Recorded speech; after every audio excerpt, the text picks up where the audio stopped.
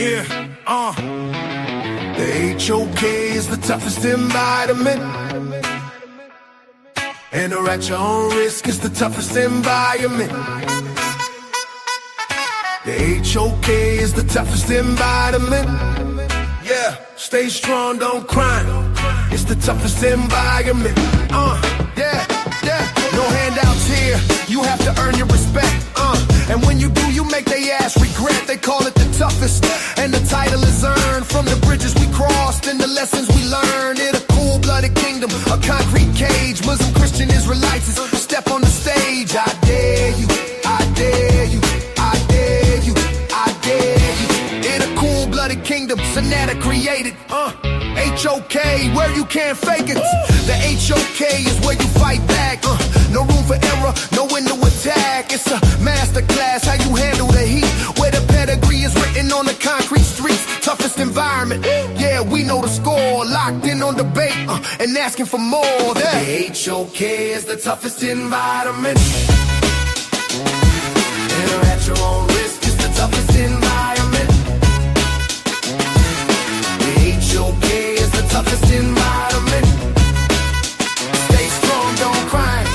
It's the toughest environment. Yeah.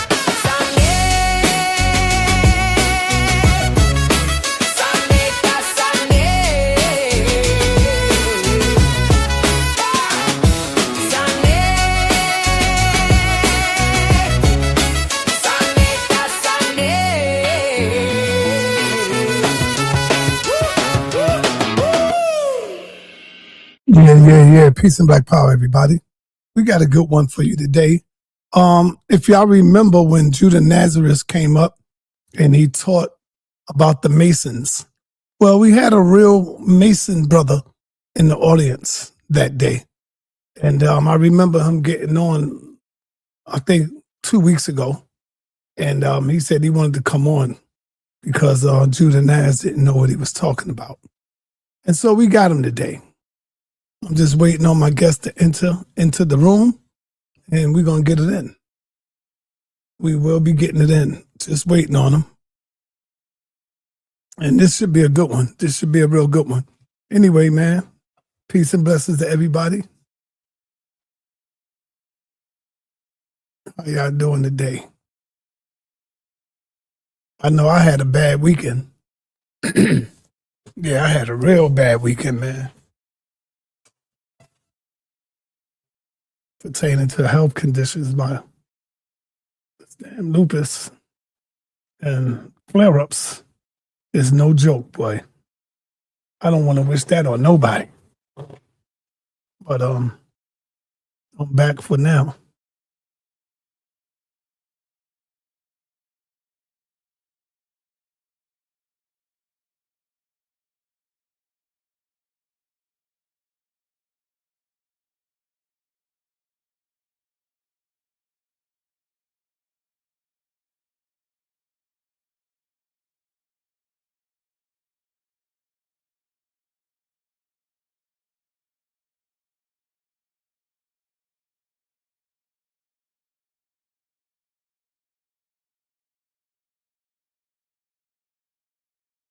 Testing 1 2. Testing 1 2.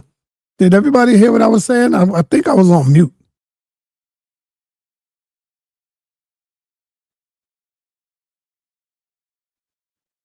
Hey, yeah, he's in the audience. The link is in the chat, my brother. Look all the way at the top, and the link is in the chat. I'm going to post the link one more time right here. The link is right there in the chat. There go the link once again.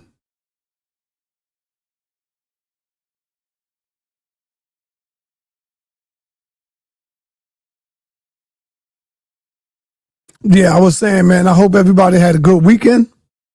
My weekend was a little messed up. My weekend was toe up from the flow up. Yeah, I was down and out all weekend, man.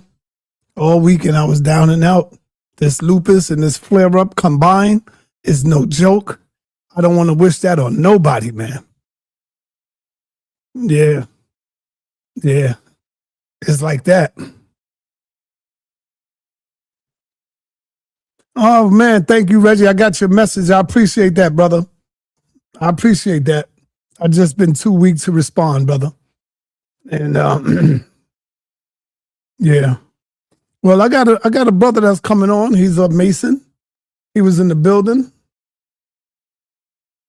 when Judah Naz came up and he was doing his presentation on masonry. And it was a real Mason in the building that said, man, Judah don't know what he's talking about. So we're going to find out. I'm waiting on him. His name is Fedup. Here you go right here in the show. That's the brother right there, Fedup Mason. He's Fedup Freemason.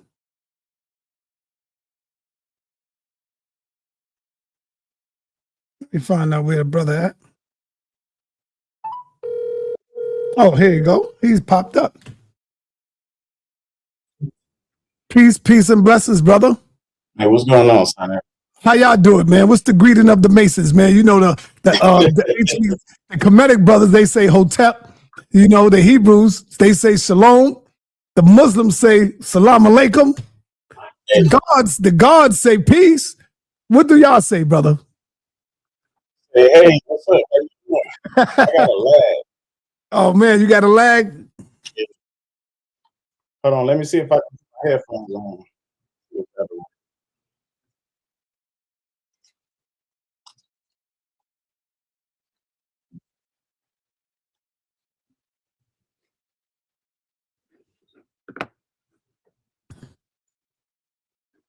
So we got a good one for y'all tonight, this afternoon, I mean. And I think y'all gonna appreciate this because this is a brother who is a Mason, who knows what's going on. I think y'all gonna appreciate this because this is a brother who is a Mason. Yeah, that's coming from you. Do you have a YouTube channel playing too with it? Yeah, I'm about to cut it down. Yeah, that's coming from. Put that on mute. Put that part on mute. Yeah, it's better. Yeah, it ain't working. Yeah, you good. You good now.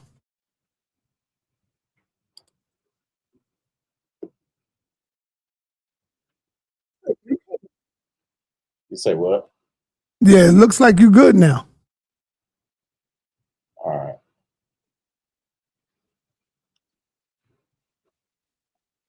Nah, it's still a lag. It's still a lag. Well, are you on the computer? Yeah. I'm on mute. All right, you might want to go out and just come right back in. That's it. Go out, come back in. Hopefully that's better. Can you hear me now? Yes, I can hear you. I've been hearing you. All right, I can hear you now too. Okay.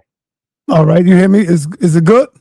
Yeah, it's good. All right, yeah, you responded right away, so that's cool. Okay, man. So talk to me, man. What brought about this urgency to respond to Judah? What's going on? You know, dealing with this this internet, man, it's kind of crazy. So damn near everything he said was wrong. I don't even know. I don't even know how else to explain it, man. But wow. Well, I'm glad you came on to clear up a lot of stuff. So that's what's good about it.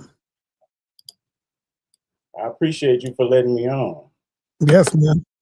I appreciate you for coming through because a lot of times brothers be scared, like Masons be scared.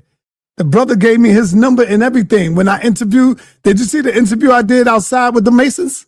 Yeah, yeah. All right, I got the card, I got the number. Man, I called them guys like 10 times, never picked up, brother.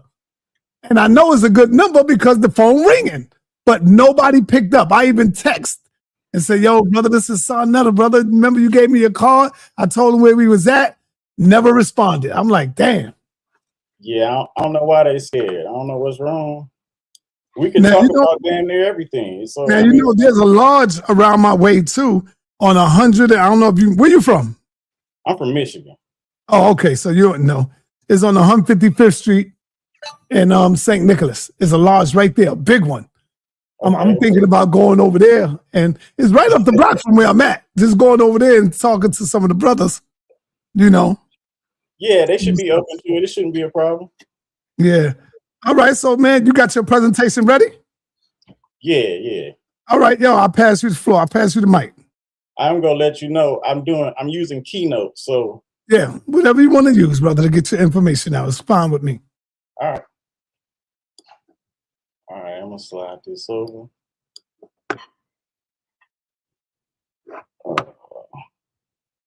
Present, share screen. And for the audience, I already see y'all already asking me to ask them something. Family, the super chat works like everybody else channel. The super chat works. Family. I see your presentation right there. All right. I'm just gonna rock with it like that. If I push play, it's gonna crash. So okay. You ready? I'm ready. It's on you. All right, so at Fedup Freemason, setting the record straight. Rebuttal to Judah Nazareth using the SIFT method. Using the what method? The SIFT. Oh, okay. Okay. It's a research method. I know some might not be familiar with it, so yeah. I kind of remixed it a little bit to give it because I already knew the information that I was going to present. So I tried to pretend that I didn't know, but so. Right. Okay. Yeah. All right. So step 1, stop. Pause before engaging emotionally. Recognize when a claim elicits outrage or curiosity. Both can cloud judgment. Check what biases you may have, like confirmation bias, for instance. Questions to ask. What do I know about the topic or source? Can I trust the source or information presented? Step 2, investigate the source. Look into the author, creator, and or publisher or channel. Who is the author or creator and or the publisher of the channel? Does the author, creator have any authority or credentials on the topic? Why was the information presented? Purpose, motive, or intent? Are there any biases? This is going to be a quick one, Si. SIFT method in action. Example. The video claims Freemasonry was used as a political tool in the 17th and 18th centuries, and its high degrees were created by French Jesuits. Stop. Remove emotion. Investigate the source. Move on to the who, which is Judah Nazareth. Affiliation. He's a Hebrew Israelite. Credentials. Unknown, but I do have my suspicions what his credentials are. Mission. To antagonize other conscious community identities or individuals, such as the Moors, the Abos, I heard him mention Commission Adept, etc. His biases, Hebrew Israelite ideology, and contempt for other ethnicities and religions. So these are some of his claims. Freemasonry used as a political tool as well as religious secular. The primary source is from author Ezra A. Cook. He's an ex-Mason from his book Scottish Rite Masonry Illustrated Volumes 1 and 2. Mr. Cook gives word for word the Freemason discourses. Not even gonna get into the rest of that. So step 2, investigate the source. The title, for instance, it's not Scottish Rite, it's Scotch Rite. That's very important. Scotch Rite Masonry Illustrated. The author is not Ezra A. Cook, it's Jonathan Blanchard. The publisher is Ezra A. Cook. And this is the title page of the book that he was referring to. Who is Jonathan Blanchard? Jonathan Blanchard, 1811 to 1892, was an American Presbyterian pastor, educator, social reformer, abolitionist, founder and president of Wheaton College. He was also the leader of an anti-Masonic party. His title of office of Sovereign Grand Commander is specific to Scottish Rite, not Scotch Rite, Scottish Rite.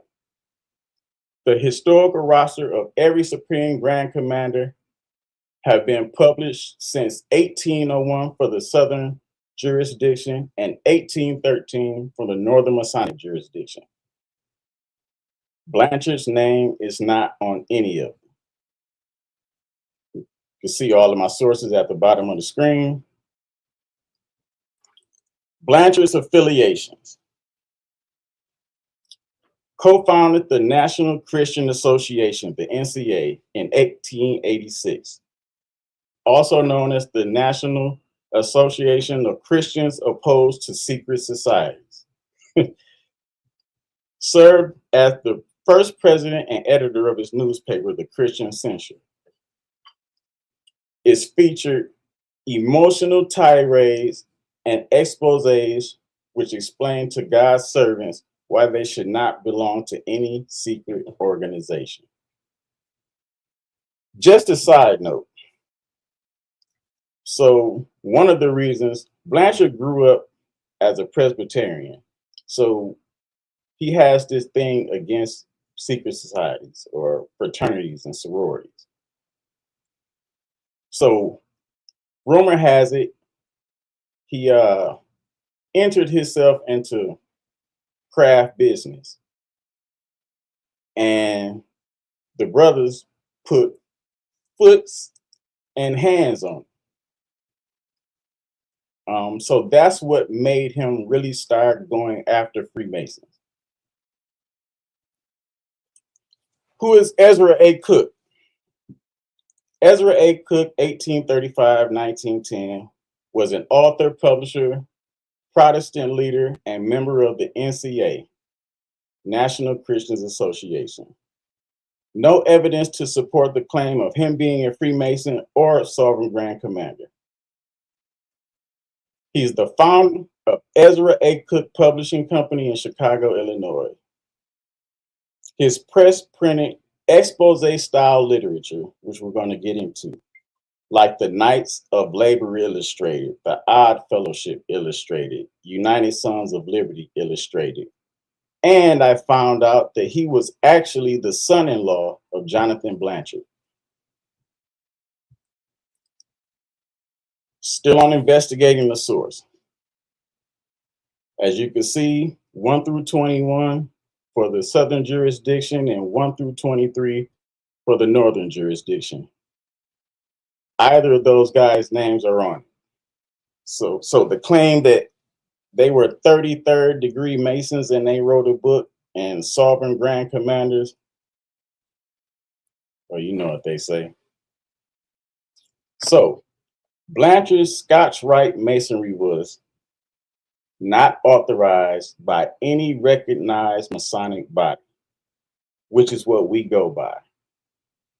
It's not even written by a Mason. Judah said that it was a primary source. It's a secondary source because it's commentary of cherry-picked excerpts taken out of context from Masonic encyclopedias and dictionaries. Masonic encyclopedias and dictionaries are not authorities. So I put one up. This is from the Scotch Rite. If Judah would have read the publisher's preface, he would have already known that this is for the Scotch Rite.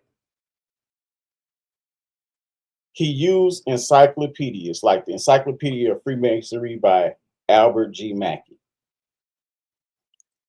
the General History Encyclopedia Dictionary of Freemasonry by Robert McCoy, which is some of the references we're going to be looking at. Throughout this book, they constantly use them as standard authorities. Again, Masonic encyclopedias and dictionaries are not authorities. Okay, so from a study of Freemasonry. So this is from 1993, the Home Mission Board of the Southern Baptist Convention. They decided to do a study to see if Freemasonry was compatible with Christianity. So page 14 and 15 is what I'm gonna read from. Masons insist that the only written authorities in Freemasonry are monitors and other books approved and published by the various Grand Lodges or other official bodies. Other books may be accepted by some or many Masons, but they ultimately are the opinions of authors, not authoritative works that all Masons must accept. For an example, this is the question that they asked. They contacted 50 Grand Lodges, 25 actually responded. Which books and authors have been recommended by the Grand Lodges as being authoritative for Masons? The Mackey book that he was talking about, the revised edition, Encyclopedia of Freemasonry, 8 of the 25 that responded. So 32% said that it was an authoritative book. Later, there's a few other percentages, but it's no need to read them. No single book was cited as authoritative by more than 44% of Grand Lodges responding. Ankerberg and Weldon in The Secret Teachings of the Masonic Lodge repeatedly cite Jonathan Blanchard's Scottish Rite Masonry Illustrated. Again, they even got it wrong. It's Scotch Rite.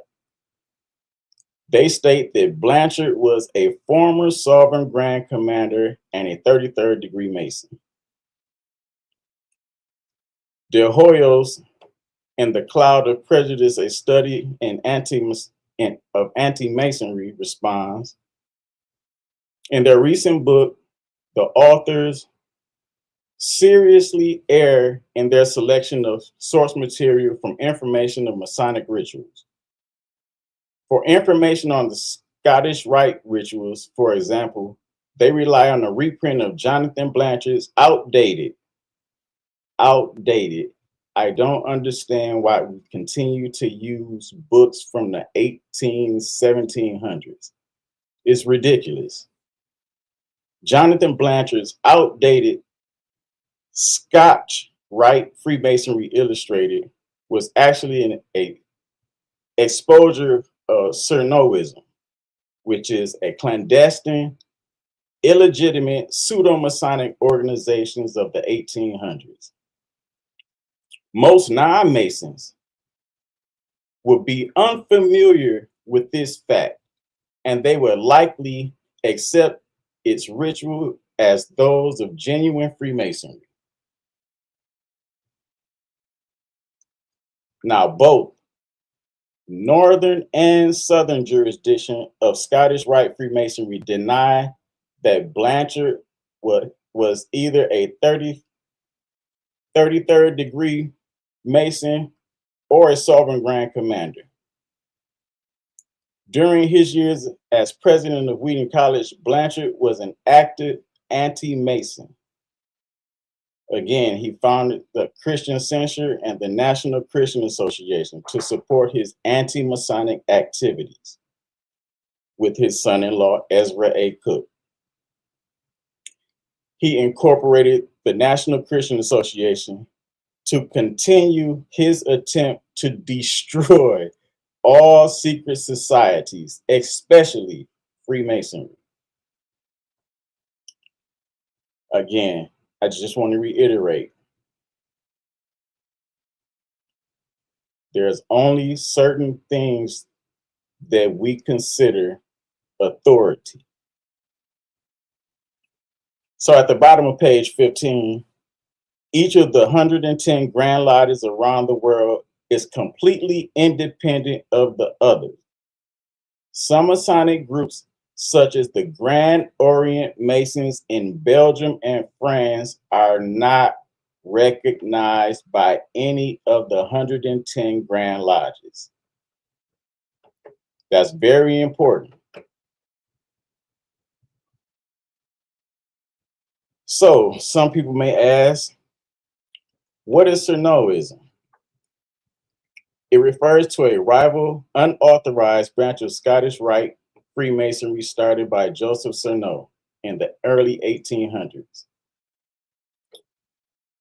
So what I did was, just for argument's sake, I went down a rabbit hole. So here's a few key aspects of sa.neterism. Origin, named after Joseph sa.neter, a Frenchman who introduced his version of the Scottish Rite, particularly the first 25 degrees, without authorization from Charleston, which is the Southern Jurisdiction Center. His conflict came when sa.neter's bodies became a significant rival to the established Scottish Rite, leading to dispute and the formation of competing supreme councils, especially in the Northeast. So that's like where you at, sa.neter. There was a union in 1867. A major schism within the Northern Masonic jurisdiction was resolved when the Hayes-Raymond sa.neter Supreme Council merged with the original Northern Supreme Council, forming the present-day Northern Masonic jurisdiction. Clandestine status. The established Scottish Rite considered sa.neter's bodies clandestine due to their unauthorized origins and competing claims to authority. The end of the movement. While the Union in 1867 largely resolved the primary conflict, remnants and influence of the sa.neter movement continued until around 1919, through some records suggest a slightly longer lifespan. I've seen records to where it lasted until maybe around 1950 or so. So this is very interesting. So I was doing some browsing and I came across this on Wikipedia. So this is the part where people don't usually look at Wikipedia. This is where they choose what to put as information and what not to put as information. So this is the Papal Band of Freemasonry, Archive 6, a better source for refutation. The problem is that while Blanchard's book makes the distinction, he calls it Scotch Rite on the front piece, which there is a picture on page 49 of De Hoyos and Morris. Is it true what they say about Freemasonry? Although the cover says Scottish Rite, Blanchard and his critics who source him do not. Scotch Rite was a fringe group started by those who disagree with the Scottish Rite, who the sa.neters. I'm not going to read all of that. In 1813, the Supreme Council at Charleston organized another Supreme Council in New York from its beginnings. However, the later Supreme Council was forced to continue with a rival body of dubious authority organized by a Frenchman named Joseph sa.neter. Let's see. Yeah, I don't want to read that. Okay, so therefore, since sa.neter groups ceased to exist in 1867, the rituals were no longer valid. Hence, any criticisms made after that time, such as those by Blanchard, have no validity.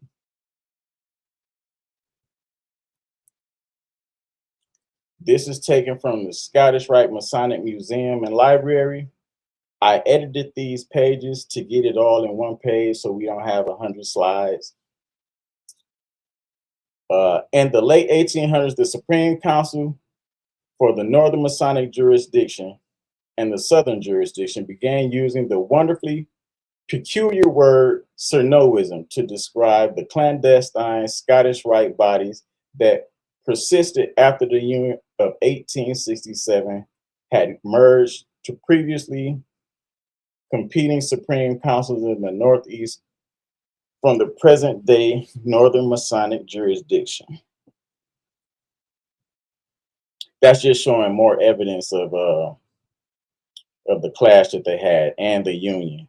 Now, this certificate over here, I superimposed it. This is the proclamation of the Treaty of the Union of 1867.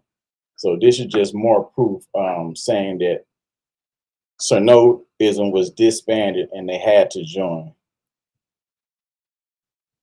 So let's go over the few talking points that he had.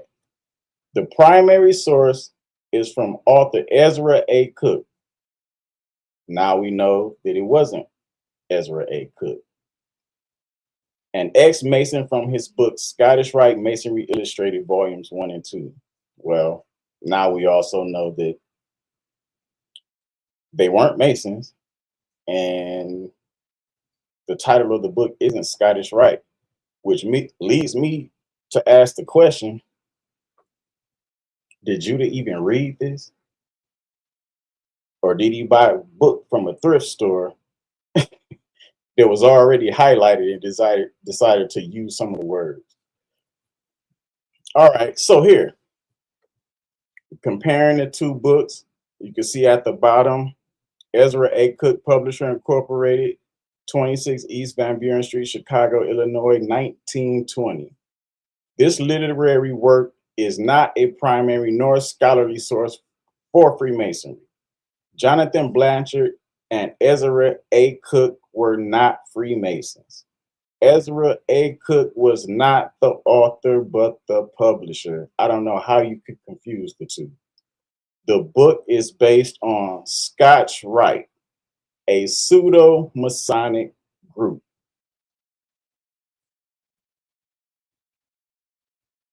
There you can see we done went through those arguments, but we had to draw it out a little bit. So I also did some research because I didn't want anybody to say, hey, but you didn't answer. Just because he didn't read the book doesn't mean that the statements in the book aren't true. So we're going to try to address some of them. I know it's blurry, but the high degrees invented by French Jesuits. Step 3, find reliable coverage. Consider and confirm the details the source reports. Review, read claims or statements for understanding. Lateral reading can help validate or refute the information. Search for other sources. AI can assist.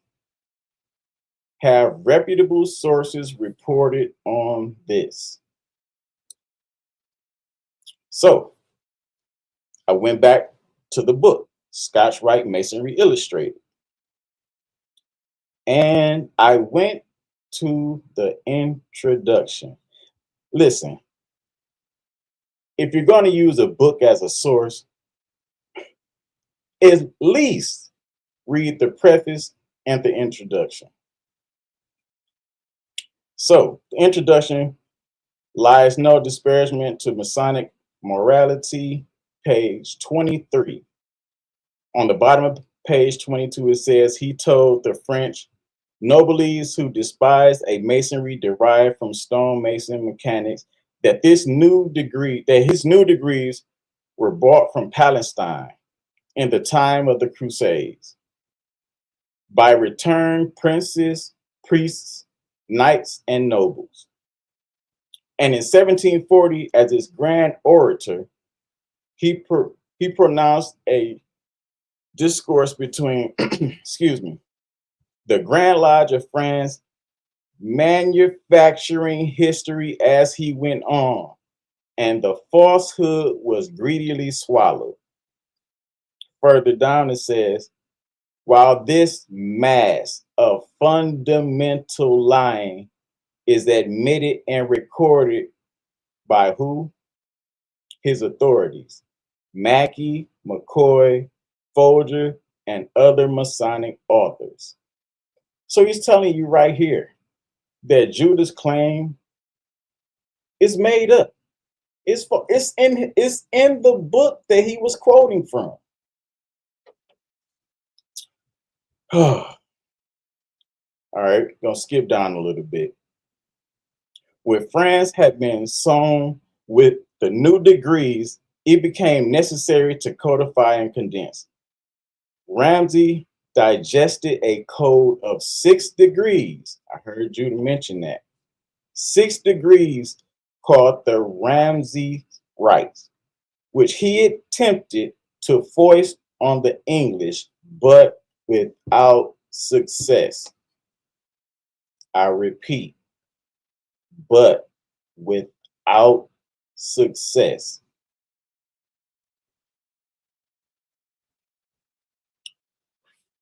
This is just a page blown up just in case anybody has any questions or wanted to take screenshots.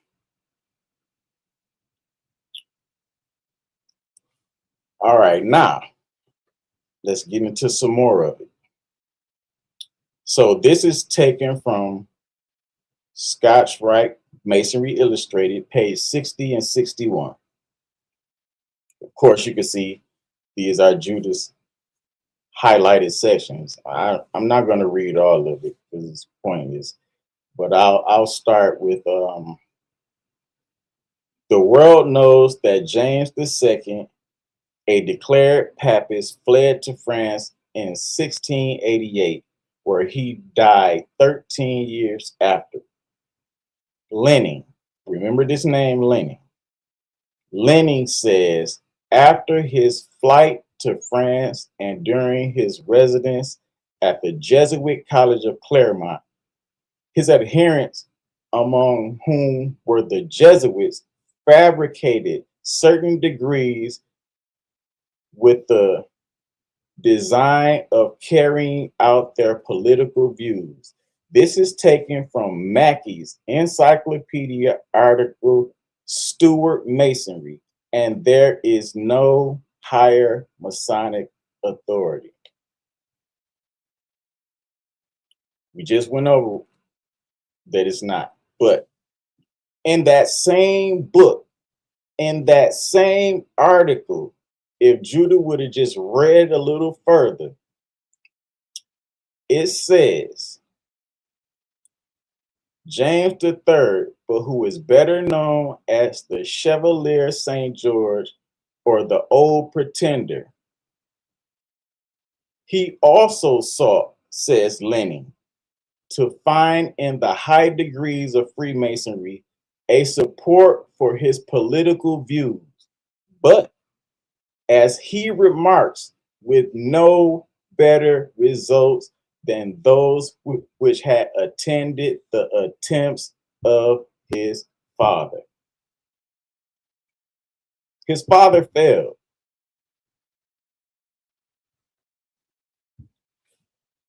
Okay, so let's move on.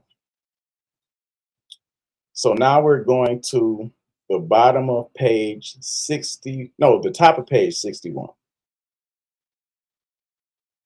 Another standard Masonic author, McCoy, Encyclopedia article, Scotch Rite, says,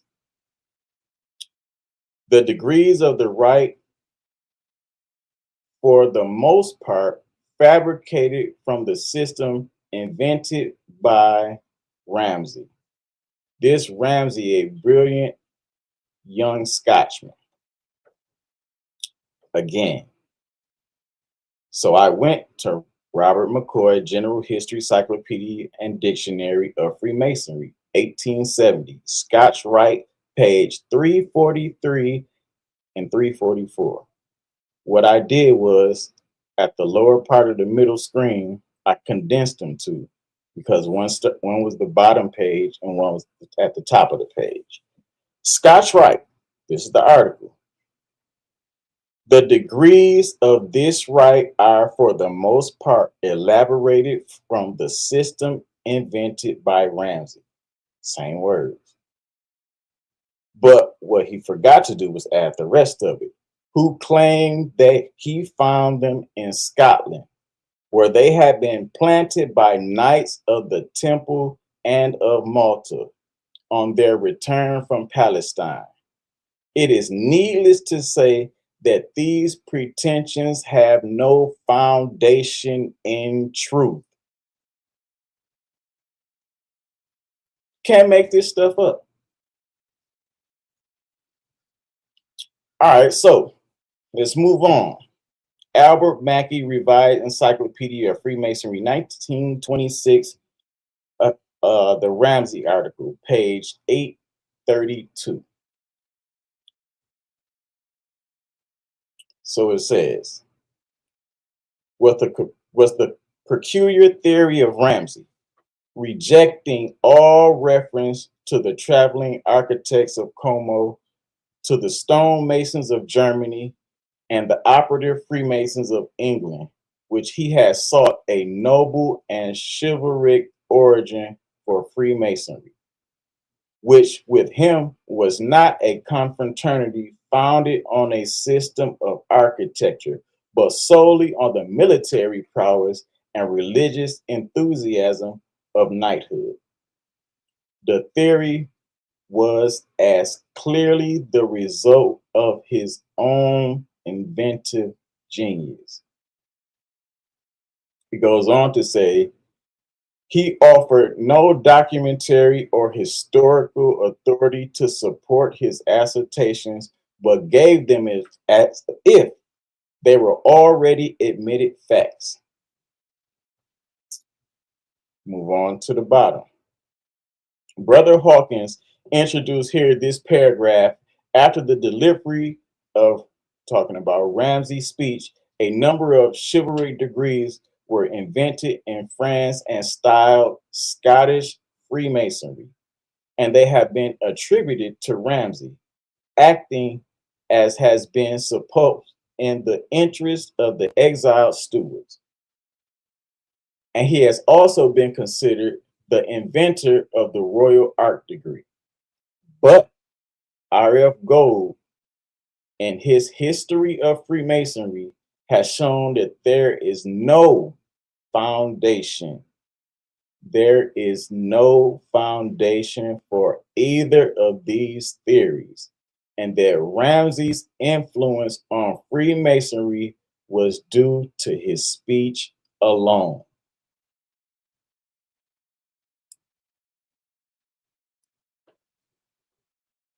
I hope for everybody that covered his Ramsey theory, that it's just preposterous at this point. It's old and outdated, and yeah. So all right, we're at the Scottish Rite of Freemasonry. We're at their website. I manipulated these couple of pages just to get it all on one slide. So Scotch Masons Lodge number 115, which met at the Devil Tavern, Temple Bar in London, first appeared as Scotch Masons Lodge. Just showing you a reference point. I'm not going to read all of that. Okay, so history of the rite. The high degrees of Scotch Masons Lodge. On the right hand, I put a page from some of the Masonic records of 1717 through 1891. It's the second edition. It shows that the first time ever mentioned Scots Masonry was in 1733, not with Chevalier Ramsey's speech. We consider the creation of the Master Mason's degree the first high degree added to craft masonry. It is a remarkable fact that the high degree masonry is virtually as old as speculative Freemasonry itself. So for those of us that know, 1717 is when speculative masonry finally took off. It was a little before then, but we just use 1717 as a starting point. Other high degrees also followed quickly on the footsteps of the Master Mason's degree. As early as 1733, a reference to the Scotch Masons Lodge appeared in a manuscripts list. The early designation Scots, Scotch, Scottish referred to a type of masonry practice rather than referring to native Scotsmen, which was one of the things that Chevalier Ramsay was proposing, and Blanchard for that matter. As we go down, these early Scots or Scottish degrees are ancestors of the Scottish Rite in both name and tradition, and represent a type of masonry almost as old as the Master Mason's degree. The tradition of Scots or Scottish masonry is the second oldest type of high degree masonry known, and it even surpassing the antiquity of the Royal Art degree. I mean, I really could have stopped a long time ago, but just for the sake of being thorough. So Scottish Rite of Freemasonry, Supreme Council 33rd Southern Jurisdiction. History of the Rite. If the high degrees originated in Britain, they flourished in France. In 1732, an English lodge, appropriately named Lodge Les Anglais, was founded in Bordeaux, France. This lodge was later chartered by the English Modern Grand Lodge and still exists today. An early offshoot of Lodge was I can't even pronounce it right.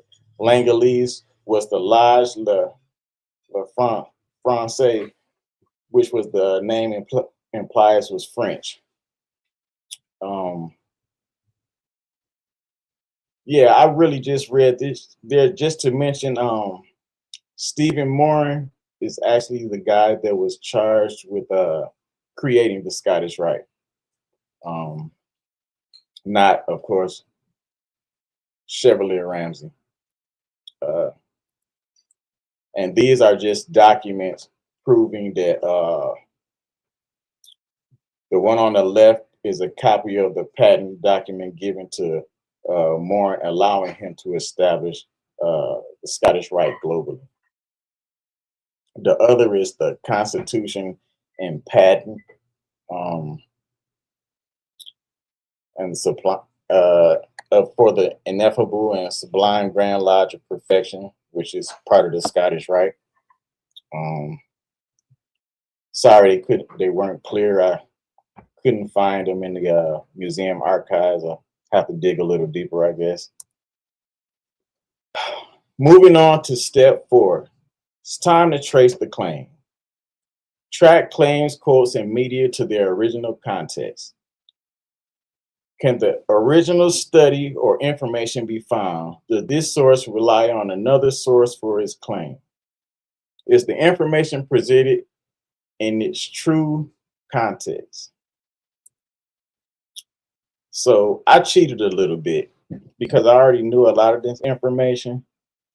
But so what I started with, I did a Google search on Judeo-Masonic conspiracy theory. I'll just read a little bit of it.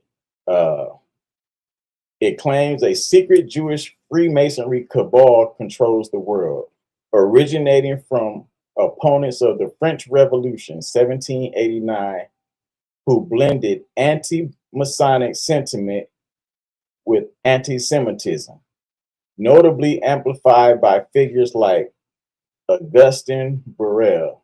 Remember Augustin Burrell. And later forged by protocols of the Elders of Zion to fuel fears of global revolution and Jewish domination, becoming a cornerstone of far-right and anti-Semitic propaganda worldwide, including the Nazi regime. Origins and development. I'm not even going to read all of this. The idea first emerged from conservative critics on the revolution linking Freemasons with perceived Jewish influence to explain revolutionary upheaval. Augustin Borel, early 19th century, the French Jesuit priest published claims 1806 that Freemasons, Illuminati, and Jewish conspired together, laying groundwork for modern conspiracy theories, notes this Wikipedia article. I'm gonna drop down to key themes. Jews are portrayed as the hidden hand manipulating Freemasons for global power. World revolution. Both groups are accused of orchestrating revolutions like the French and Russian revolutions to destabilize nations. Anti-Semitism and anti-Masonry blends anti-Semitic tropes with hostility towards Freemason, often falsely attributing occult or revolutionary aims to both. So this is taken from the Handbook of Freemasonry. If anybody is interested in Freemasonry, this is a very good book to get, but it's very expensive. I think the cheapest I found it for was 93 bucks. It's up to like 350. So page 28, Handbook of Freemasonry. Anti-Masonry experienced a second culmination in the 20th century. Ever since Augustin de Borel had in 1797 published the ideas he had stolen from his friend John Robinson about a world conspiracy in which the Jews, the Freemasons, and the Illuminati cooperated in order to overthrow all monarchies, as well as the Vatican, and to found a world republic. Instead, conspiracy theories have lived a life of their own. From now on, anti-Semitism became almost inseparable from anti-Masonry. And we can see that today with all the things that people say. Still on step 4, trace of claim. So now, Augustin Borel, 1741-1820, was a French journalist, intellectual, Jesuit priest, historian, writer, and I'm going to say just a flat out hater. Jesuit exiled from France, France with John Robinson. French Revolution conspiracy theorist who wrote the book Memoirs Illustrating the History of Jacobinism.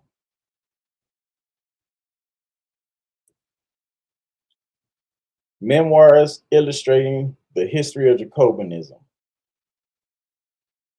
4-volume set pushed forth the conspiracy theory that Jews, Freemason, and the Illuminati want to demolish all monarchies plus the Vatican in order to establish a world republic, and they fully developed. This is the first time in history that anybody has came up with a conspiracy theory that is fully developed in historical context. Borel made a distinction between French continental Freemasonry and English, which included American Freemasonry. That's very important in Judah's argument. His misguided attack on continental Freemasonry, which is considered irregular. Remember, the Orient of Belgium and France are considered irregular.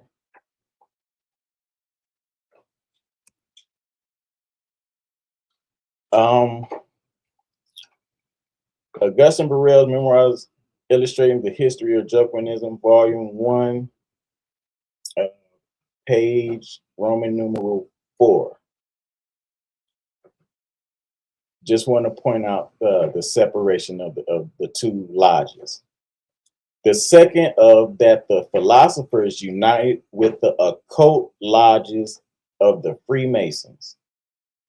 Now we're going to drop down. We have to figure out what is an occult lodge. Excuse me for the writing. This is an old book, so this is back when they use F's instead of S's some of the time.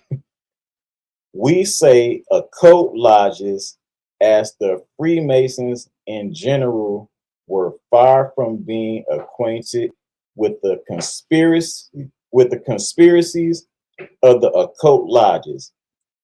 And indeed, many were not people to be tampered with. It might be objected that all lodges were occult. With regard to the public, they were so, but besides the common lodges, there existed others which were hidden from the generality of Freemasons. It is those which the author styles as Aries lodges, and that we have translated by occult lodges. So he's showing a separation. Blanchard didn't show a separation. Judah didn't show a separation. So they didn't even get the conspiracy theory right. Okay, step 4, still on Trace the Claim. This is also from Burrell's book, but this is just from a later version, published in 1995. This is page 185. The second of that sect, which we have denominated occult Masons, to distinguish their adepts. Remember that adepts, people always throw that word adept around with dealing with Freemasons. To distinguish their adepts from the multitude of brethren who were too virtuous to be initiated in the occult mysteries, too religious and too faithful citizens to associate in their plots. They couldn't get the conspiracy theory right. They messed it up. This is an excerpt from Margaret C. Jacob. If you guys need me to, I'll look her up. She's very well versed in the Enlightenment and Freemasonry. That's one of her strong points. That's what she honed in on that. But this is from Margaret C. Jacobs' book, Living the Enlightenment, Freemasonry and Politics in the 18th Century Europe. Reasonably, in what was otherwise a polemic, Burrell argued for the distinction between English and continental Freemasonry, and thus between English and French circumstances. That's all I wanted to read from that. Just showing a distinction, still showing a distinction. That's pretty much the end of the presentation. Actually, I knocked his head off in the first 5 minutes because he didn't even read the book. But in the conclusion, Judah Natz is a victim of intellectual dishonesty, or he's being disingenuous. The title is Scotch Right, not Scottish Right. Jonathan Blanchard was the author and Ezra A. Cook was the publisher. Neither of them were Freemasons. Scotch Rite Masonry Illustrated is about Cernoism, a non-recognized organization, aka Scottish Rite. When I say non-recognized, that means regular and Prince Hall Freemasons do not recognize them. Freemasonry was not used as a political tool by the stewards, which was James II and James III. That was part of a conspiracy theory fleshed out by Abel Burrell, which is Augustine. The high degrees were not invented by French Jesuits nor Ramsey. All right. Yeah, that concludes it, man. All right. All right.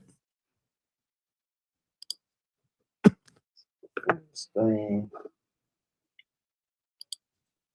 All right. The link is in the chat for those of y'all who would like to come in and ask the brother a question. Apostle is here first. Apostle, let me ask you the question first. It seems to me that you are really holding back, brother. You are holding back from dropping real powerful information on Masonry, on the Masons.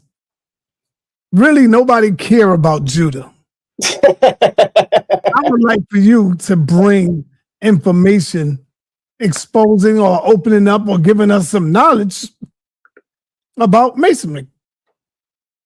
Honestly, it's really nothing to tell. It's not as deep as people think it is. No, it's deep, brother. Trust me. That's what they try to tell y'all to say to the public. Like when we say, what's the secret? Oh, man, it's really not a secret, brother. Yes, it is a secret. And guess what? No, hold on. Guess what? You probably don't know the secret. They only give the secret to the elite, the chosen few. Like, what's the highest degree that a Mason could get? Depends on which you say 33. So I'm in the Scottish Rite. I'm a 32nd degree. And what's the highest you can get from the Scottish Rite? It's not considered the highest, but the highest honor is a 33rd. That's an honorary. I think when you get up to the top of the line degree, that's when you will be revealed the secret. So you probably don't know. That's why you saying it's not a secret. It could be. It could be. Yeah. Why do you think Black people are afraid of Masons? Oh man. I think mostly because it's misunderstood. That was my next question. What is most misunderstood about Freemasonry? But now you can answer both of them at the same time. So I think Black people's biggest fear is the same thing that the church says. They're secrets. We don't just come out and tell everything. But the only real secrets that we have are our handshakes, our body gestures, our signs. So we can pretty much talk about everything. Oh, there's one other thing. For our rituals, we can't quote them verbatim in public. Why not? Because that's the secret. They're our rituals. Oh, oh yeah. All right, there you go. That's some of the secrets. Okay. Anyway, Apostle, do you have any questions? But before you ask any question, Apostle, I have to ask you a question. Oh. What are the secrets of the church, Apostle? Because you've been a reverend, a pastor for a while. Do the church have any secrets that they don't give to the public? Not my church. Do you think the pastors know certain things that they will not share with the public? Like, I think some in Baptists, some in Catholicism, some in Baptists that are Masons that are involved, that some Baptist pastors that are involved in Masonry. Yeah, but honestly, and I must not use the word non-denominational, but I'm gonna use the word Pentecostal, charismatic. Most of those pastors do what we call holy rollers. They do not involve themselves. It's taboo. They are totally against it. Okay, what's your question for the brother, Apostle? Do he know, first of all, what a primary source is? I like to hear his definition of a primary source.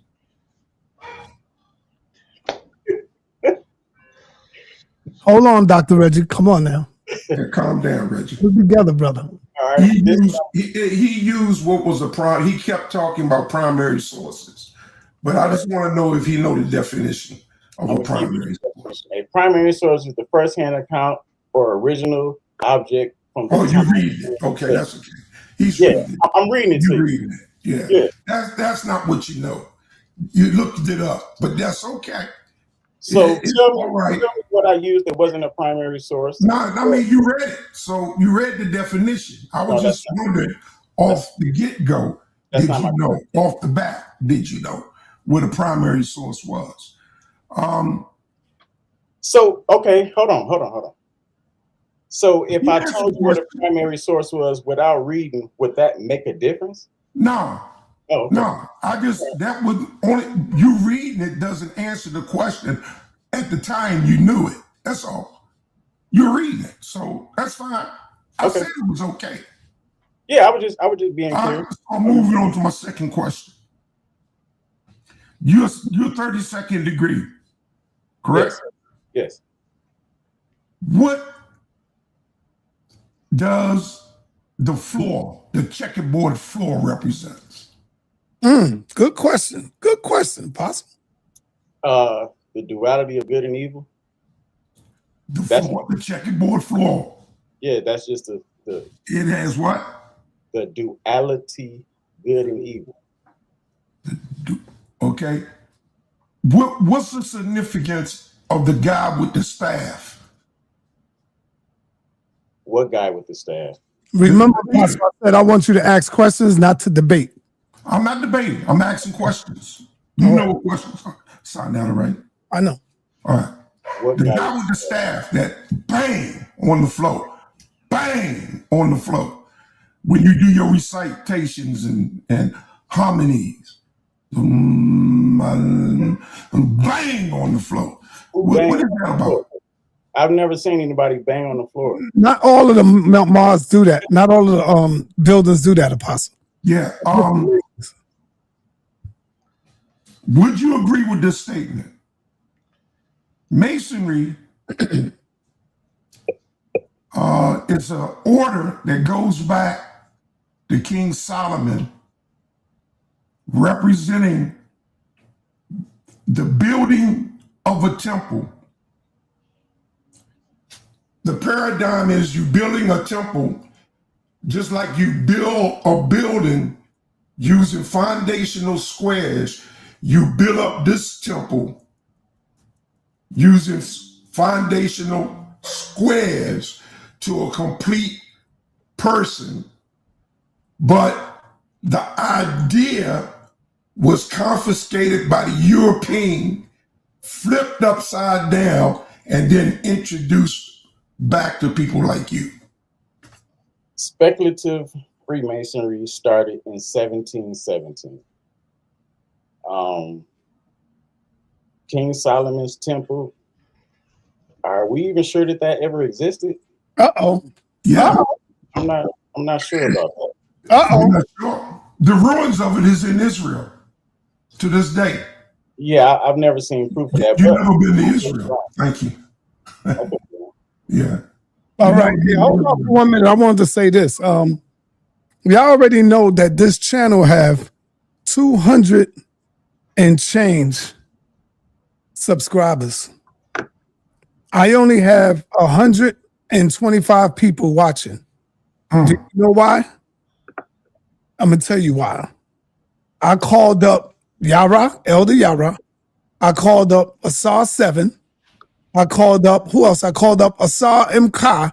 I've been making phone calls while the brother was doing his presentation, and I asked him, I said, brother, have you received a notification that I'm live? They all said, no, brother. I said, are you subscribed to my channel? They said, yes, I'm subscribed. I said, see, that's what I mean by being on block. They got me blocked, where they don't want people to know that they're interested in stuff like this. So they got my channel blocked. But I already knew it. Because there's no way in hell you could have 200 and something change subscribers and then only have 100 people in or 125. But I already knew it was like that. I knew they had me. Let me say this. Yesterday, the chat was responding. Now, this is a subject I want to talk about. Now, this is what I want. All right, we do that when you come, when it's time, Pastor. I'm just letting you know. I had, for an hour and a half, I had one person. Damn. One person responded to me. Yeah, because those channels are connected to this one. Right. One person responded. I had, I think, 4 or 5 likes. Damn, man. Yeah, they got me. That's what I'll be tired of this stuff sometime. But anyway, let me move on over to my brother, Dr. Reggie, man. Reggie, what up, brother? Hey, Peace. I'm glad that you are well, or you're at least back on your feet doing what you do. Yeah, thank you, brother. So we missed that. There's a well, I'll just leave it like that. Good. And so, peace to everybody that's on the chat. I have some bad news for Apostle and Yara, and I have some very bad news. I've been working with Morpheus for the last 2 weeks. And when Morpheus gets through with you, you're going to have to retire, Apostle. You're really going to have to retire. Yeah, I can't do this to Apostle, man. Come on, man. No, Yara already did bad against me and Morpheus the other day. And you should change the title, Sa, to say Brother Morpheus team versus the Hebrew Israelites, right? So that you can get more views on that, right? But they did very horribly. But what was the name of the video? It was the last video that you did, I think, before you got sick. Not the one with your sister. It was the one where you started off and then it changed. We can look it up. I can tell you. I think that's the one that Bands is saying he's going to debate Morpheus. He's challenging Morpheus to a debate. Okay. Behind that video. All right. Reggie, do you got a question? Yeah, I got kind of a couple of questions. So, good brother, I know a lot of Masons, and peace to you.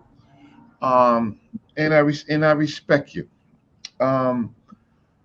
But I've had several of my teachers have been Masons and Freemasons, right? Some of my great teachers have been associated with it.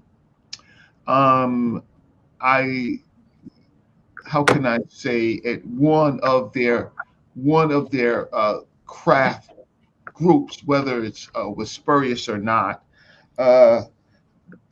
Dr. Ben and others decided that I should not enter, so I should be free to do my research, right? Free from all of how can I say constraints, right?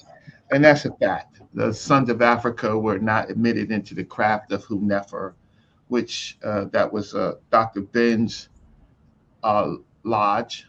Some people might say it was spurious, but I was not a candidate. Well, we the Sons of Africa were not candidates. But nevertheless, my question to you, good brother. First of all, you have to understand that Judah Nazareth is an Israelite. He believes that the Israelite codes are the best codes for humanity. He will attack any group, right, or challenge any group that he believes does nothing for his people, which he believes is our people, right? I think you understand that, right? Yeah. Okay. Oh, so my question to you is, there is no secrets in Freemasonry. Is that what you said to us all? Other than handshakes, body gestures, Yeah. verbatim ritual. Okay, great. Very significant. Okay, great. I disagree. The question that I come on behalf of a whole nother community is to ask you, what is the secrets of Freemasonry and the slave trade? Oh, In the okay, dog was barking. So I want to ask you again, what is the secrets of Freemasonry and the African slave trade? I don't know. You tell me. Well, do you know a little history of Freemasonry and the African slave trade? You mean before Prince Hall? Like during the actual transatlantic slave trade? Yes. No, not too much. Not too much. I'm not there yet. Okay. So then, if that is that truth or is that a secret? Is what I'm saying the truth or a secret? Or are you saying the involvement of Freemasonry is that a secret? Is that what you're asking? No, you know what I'm asking you. Are you asking me? I'm asking you for clarity. Are you asking me, is the involvement with Freemasonry in the transatlantic slave trade a secret? Yes. I don't know it to be a secret. Okay, so can you explain to us what you know about the lodges and the transatlantic slave trade? I don't know much about it, but if you give me a week, I could we could discourse about it if you like. Okay, I'll just start really quickly so that you can check, like you checked Judah Natzarah, you could check me, right? Sure. Lodges of all types, the blue, the Scott, right? All lodges provided networks of sociability, patronage, and information that merchants, military officers, and colonial elites used when expanding imperial and slave economies. All European Masons participated. Well, let me walk this back. Not all, because then I would trap myself. Right, I got you. But the majority, they created the networks for expanding the slave economies as they themselves were expanding across Britain, the Caribbean, and North America, right? And of course, you have the Dutch, you have the Germans, you have the Brandenburg Germans, you have all groups.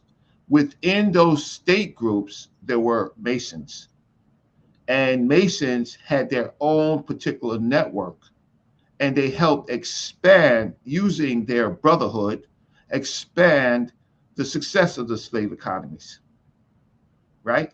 So, and they used as a base what you call the merchants, right? So are you a little bit familiar with that? I'm familiar with the slave trade, not per se just Freemasonry involvement.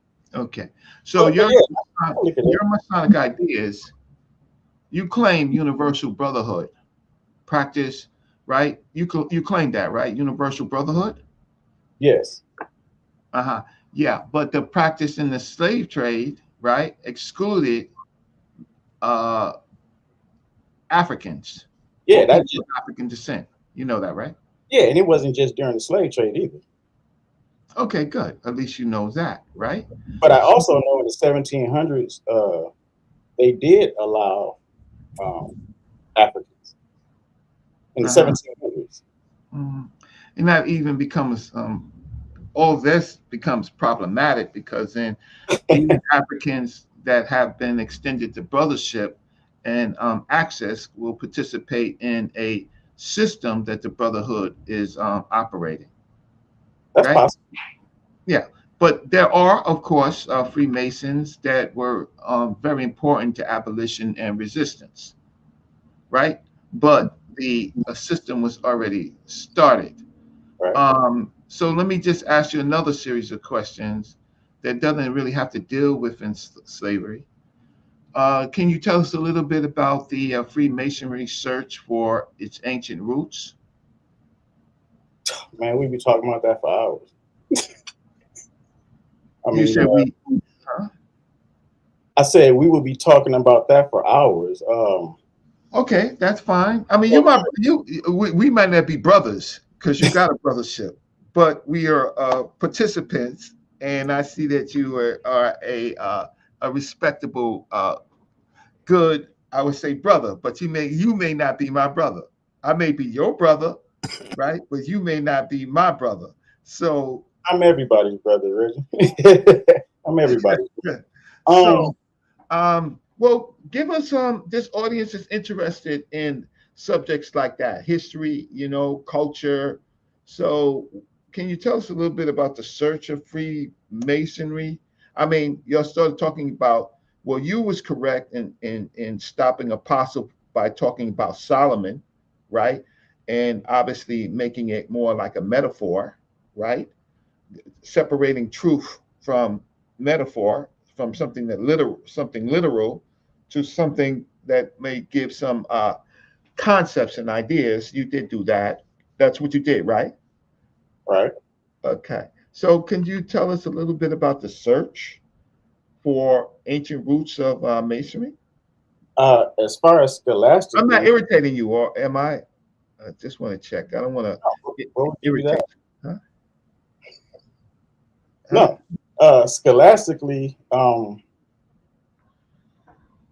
Freemasons have been searching for the roots since pretty much their inception. Mm-hmm. Um, Mm-hmm. so, as far as I know, Mm-hmm. there is no direct link. As far as speculative, are you talking about speculative Freemasonry or are you talking about operative Freemasonry? Talking about both. Or I should say operative Masonry. Operative Masonry is just stone builders. I know. So, Okay, I know, but the basis of the stone building and the craft leads to, of course, the speculative masonry. So I'm asking, what is the search for it? What have is authorized that you can say that's not a secret? What have you found? Brother Reggie, um, there is no clear date for speculative Freemasonry. That's why we just use the arbitrary date of 1717. Of course, we know speculative Freemasonry probably started maybe late 1600s, maybe early 1600s. Um, I've seen sources that go back to maybe 1200. Um, it varies, That's fair. but they still searching. You know, every so often we find Yeah, we just want to know what, since it's not a secret, we just want to know what they found. I mean, everything that we find is published. It's not as far as scholastically, right? So when they find old journals or uh, old lodge minutes or whatever, that's free for the public. Just you got to look for it. Hmm. As far as stone building, that I mean, what the Well, okay, what's the first stone structure built in the like? I don't know what you you don't know? you want me to act? You You want me very high to on those steps, bro. You you want almost a Shriner. You very high oh, on those steps. Like if I was asking Dr. Ben, who was a Shriner, right? mhm. Which we did. Uh, he he, but you may not. Yeah, yeah. Well, he was a Shriner. So Uh, Reggie, I'll put it like this, right? yes. There's still doing research on the actual origins of speculative Freemasonry. Hmm. Um, if you would like, I can go through my archives and find you the oldest source that we have so far. No, I want you to come back. I think that you are valuable if we can just kind of crack the shell as to what is secret or not. So, look, there were how can I say, prior to what you call Freemasonry, you have all of these groups. You have the Isis mysteries, you have the Cult of Osiris mysteries, the European version, the Mithrak, the Eleusinian, the Dionysian. You have all these cults, right? When the Pythagorean brothership, you have all of these cults. Wow. I don't mean to cut you off. Just give me 1 second, Reggie. As far as mystery, people call Freemasonry a mystery system. No, I don't. Right. Okay. But we don't use mystery in those terms. No, I understand. But you're competing against other groups in the real world. All right, hold on for 1 minute. Like the video, thumb up the video. All right, hey Reggie, I'm gonna come right back to you.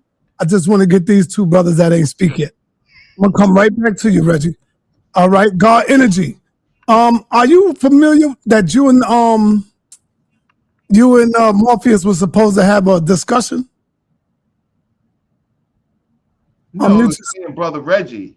It was God Energy and Brother Reggie that was supposed to have the discussion. Oh yeah, but y'all too. But it was also Morpheus because he called me yesterday and told me too. So first of all, do you have any questions, God Energy, about this the masonry stuff? Unmute yourself. Thank you.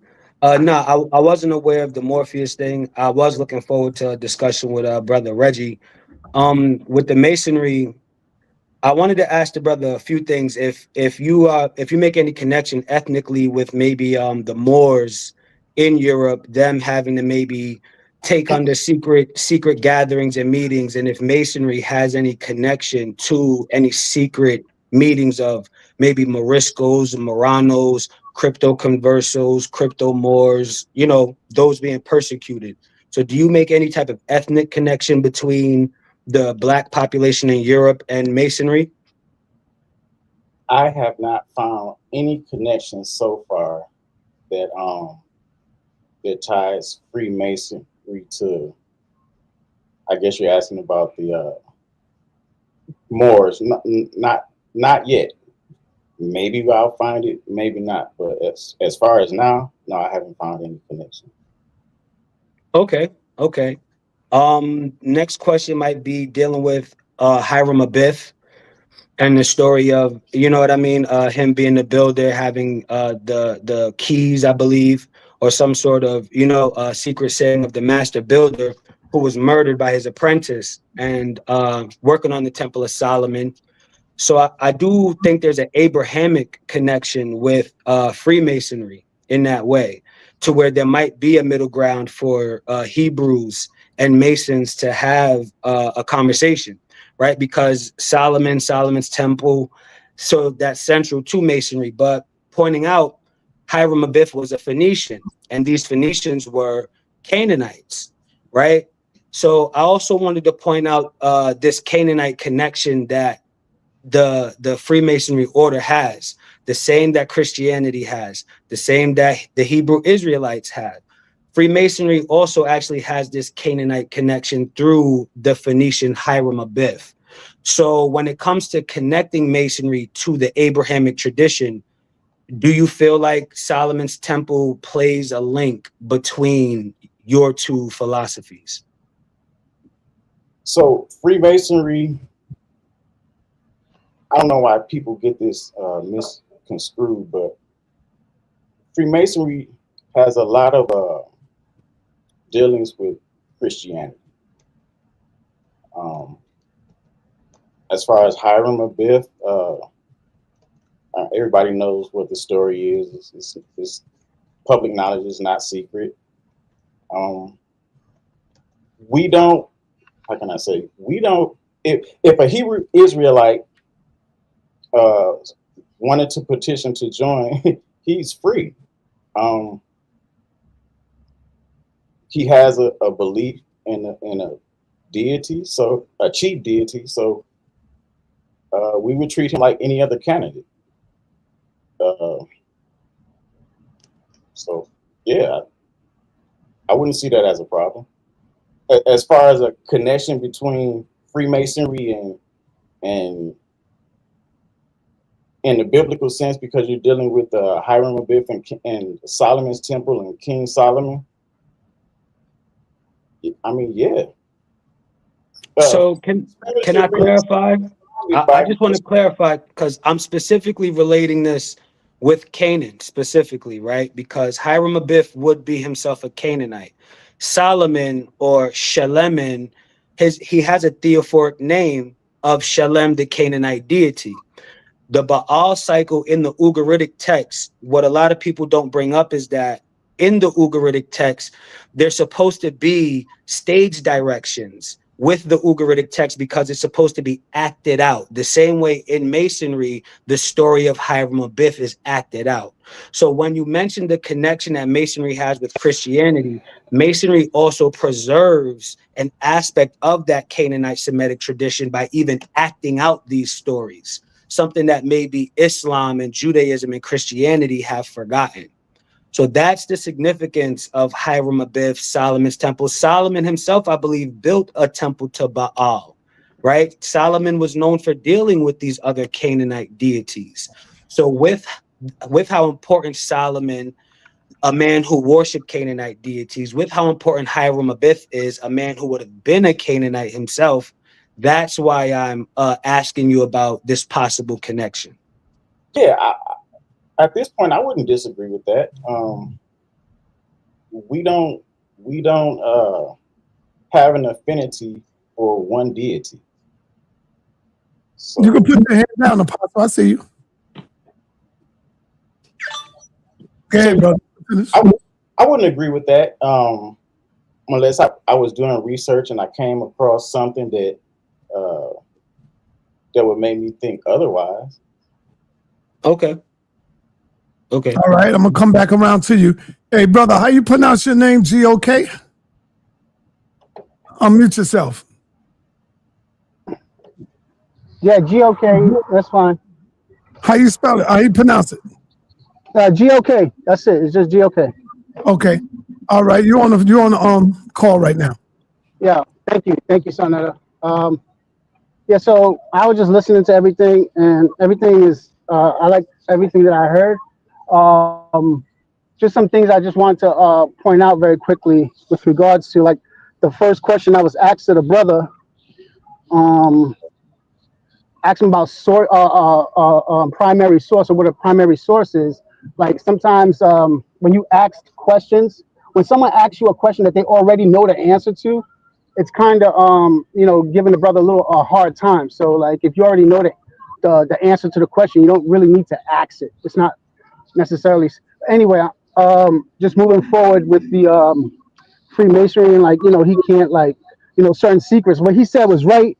The speaker, as far as what is sacred in Freemasonry based off the literature, is basically passwords, signs, and grips, and just the operative and speculative masonry. Operative is basically like the stone builders, but they use tools like they use the plumb, they use the level, they use the square, they use the trowel, they use all these tools to build these edifices, pyramids, temples. You name it, they did it, right? Yo, you're breaking up a little bit. I'm sorry. Hold up. That's operative. The stone builders. Did y'all hear that part? Yeah, it sounds better now. Okay, yeah. So operative masons, like you said, was the stone builders, and they built edifices, pyramids, they built temples all throughout history. Okay, and they use specific tools to do that. And in speculative masonry, you're taught to take those same tools and build oneself. So you have to build the man. Right. And so, No. huh? What's the question? Oh yeah, the question is to the brother, where are you located? Where's your lodge located? Saginaw 77 in Michigan. Michigan, you're from Detroit. Okay, yeah, that was it, man. I just wanted to say that about operative masonry and speculative masonry, and like you could be operative and speculative, doing a lot of things. Like Apostle was saying about pastors. See, All right. they're in operation, and on the floor of the lodge, they're in speculation. That's all. Thank you, sa.neter, for allowing me to speak. Yeah, and hey, do me a favor, brother. Sure. Watch out for ICE, man. Watch out for ICE. What ICE? Who you talking about ICE? You don't know ICE? You don't know what's going on? Not only are they pulling over Mexicans, Puerto Ricans, and Spanish, they now going after Africans and even African Americans. So I'm saying be careful.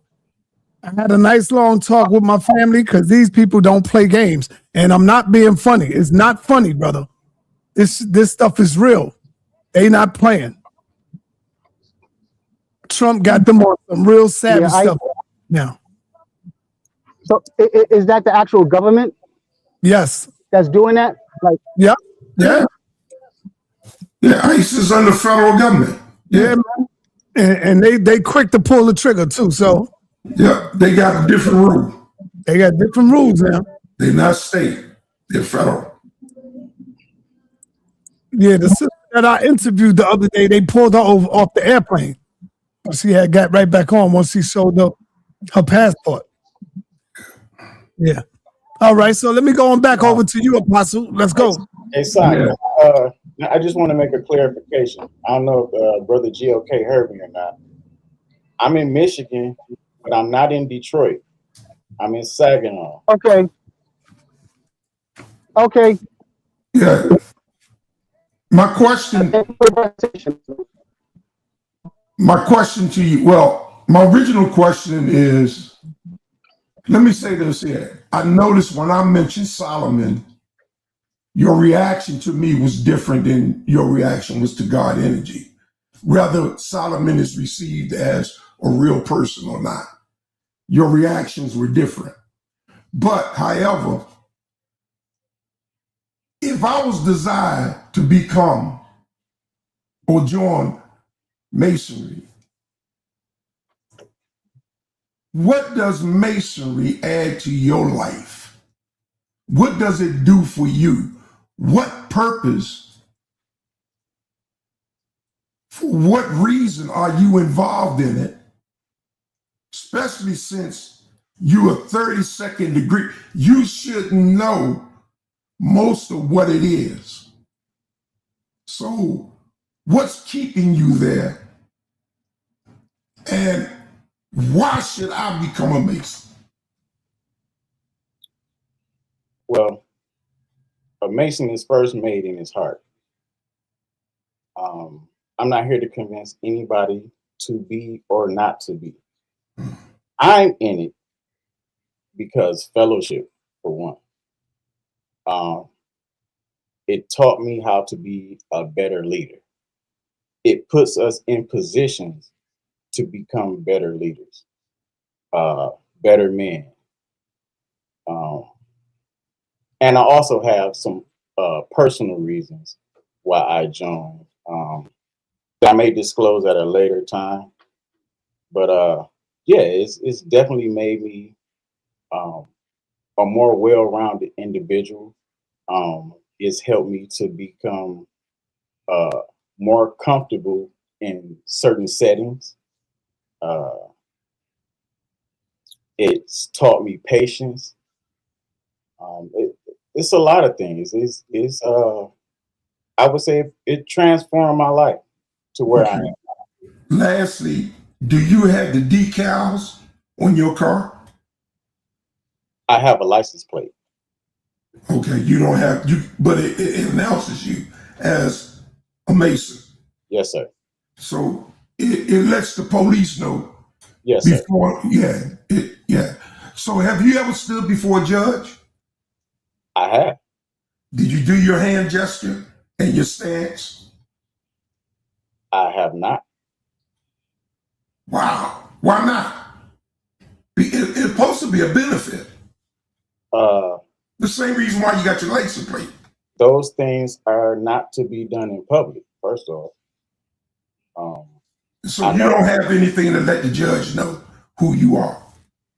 Other than my name. I know you guys probably read a lot of books and got into some fiction a little bit. Even other Masons think the same thing. Why would Masons think the same thing? They should know. Not know that. So just like you have, I think you're a Hebrew Israelite, correct? Yeah. Is every Hebrew Israelite just as knowledgeable as you? No. You're going to have some that may not know and may just think things. Simple as that. It depends on the level of training, yeah. How long they've been a Hebrew, how much they've been, how much has been revealed to them. I wouldn't expect a novelist or someone that's been a Mason for 6 months to know what someone that's been there for years. So look at it like this, right? The Blue Lodge. It's the first 3 degrees.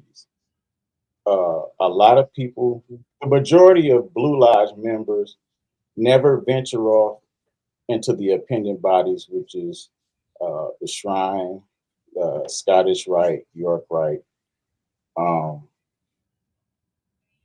But as far as us having certain, that's one of the problems that I'm dealing with now. There is no set way to actively recognize a brother, if that makes sense to you. Any regrets after joining? Any at all?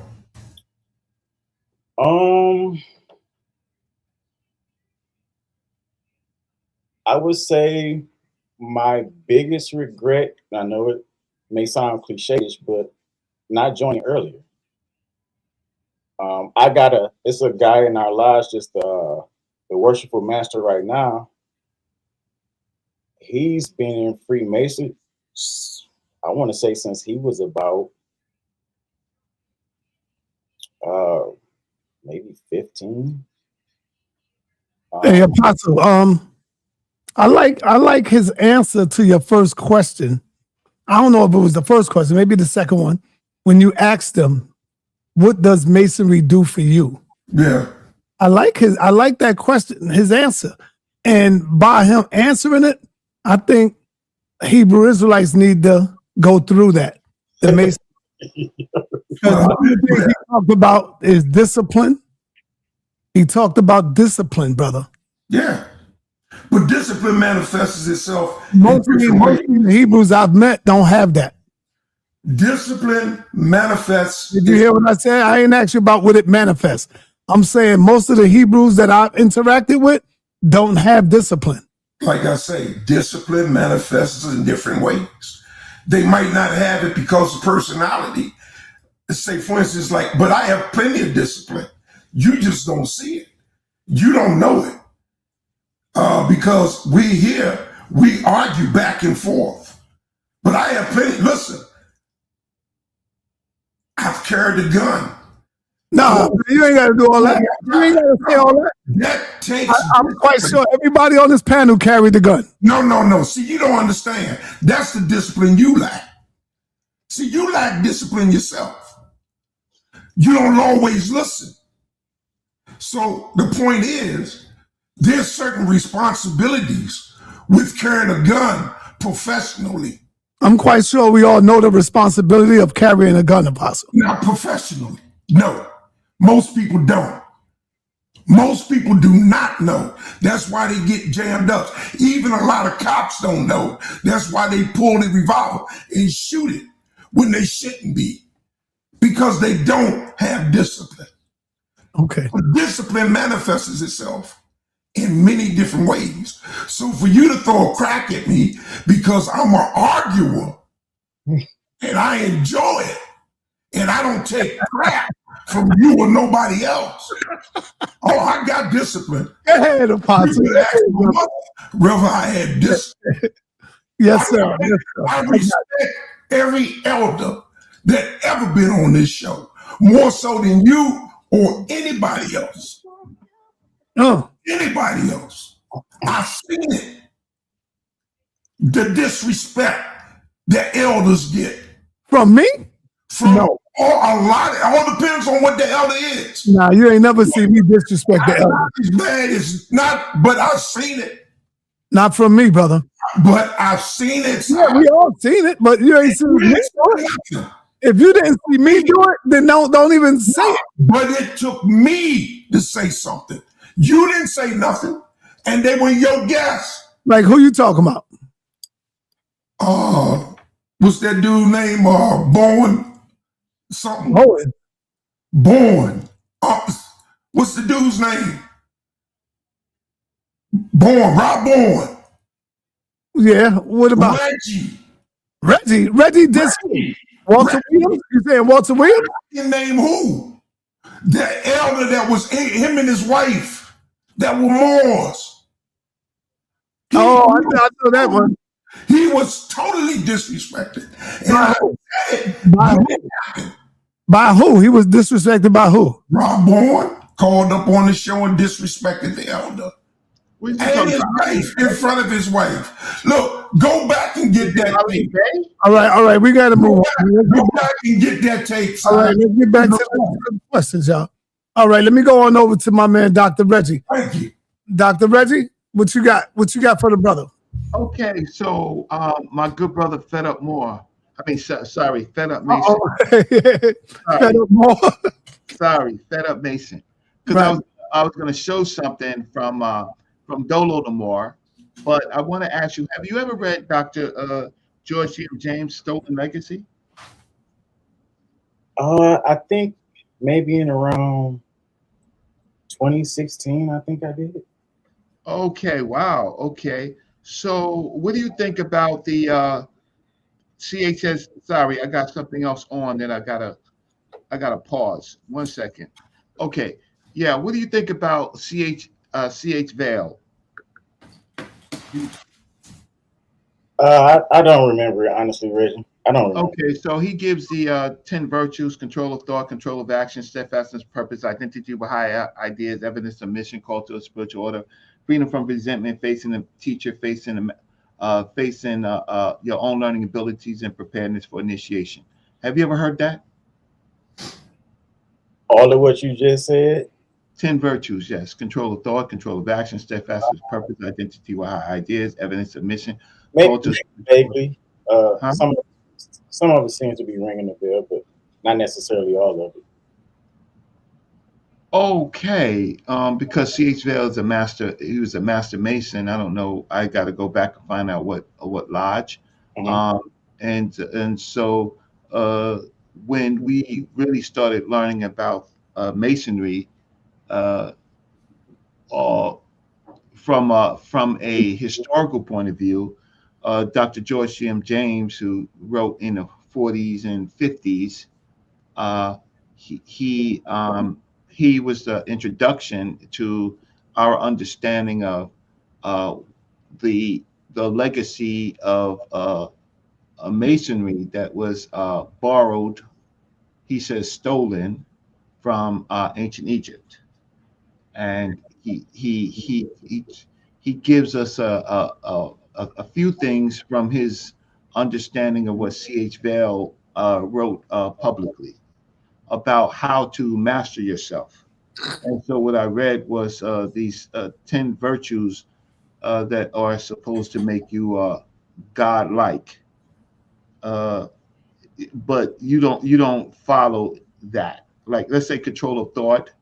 I'm pretty sure that's control of action, steadfastness of purpose, identity with high ideas, evidence of a mission. Those things sound familiar in your.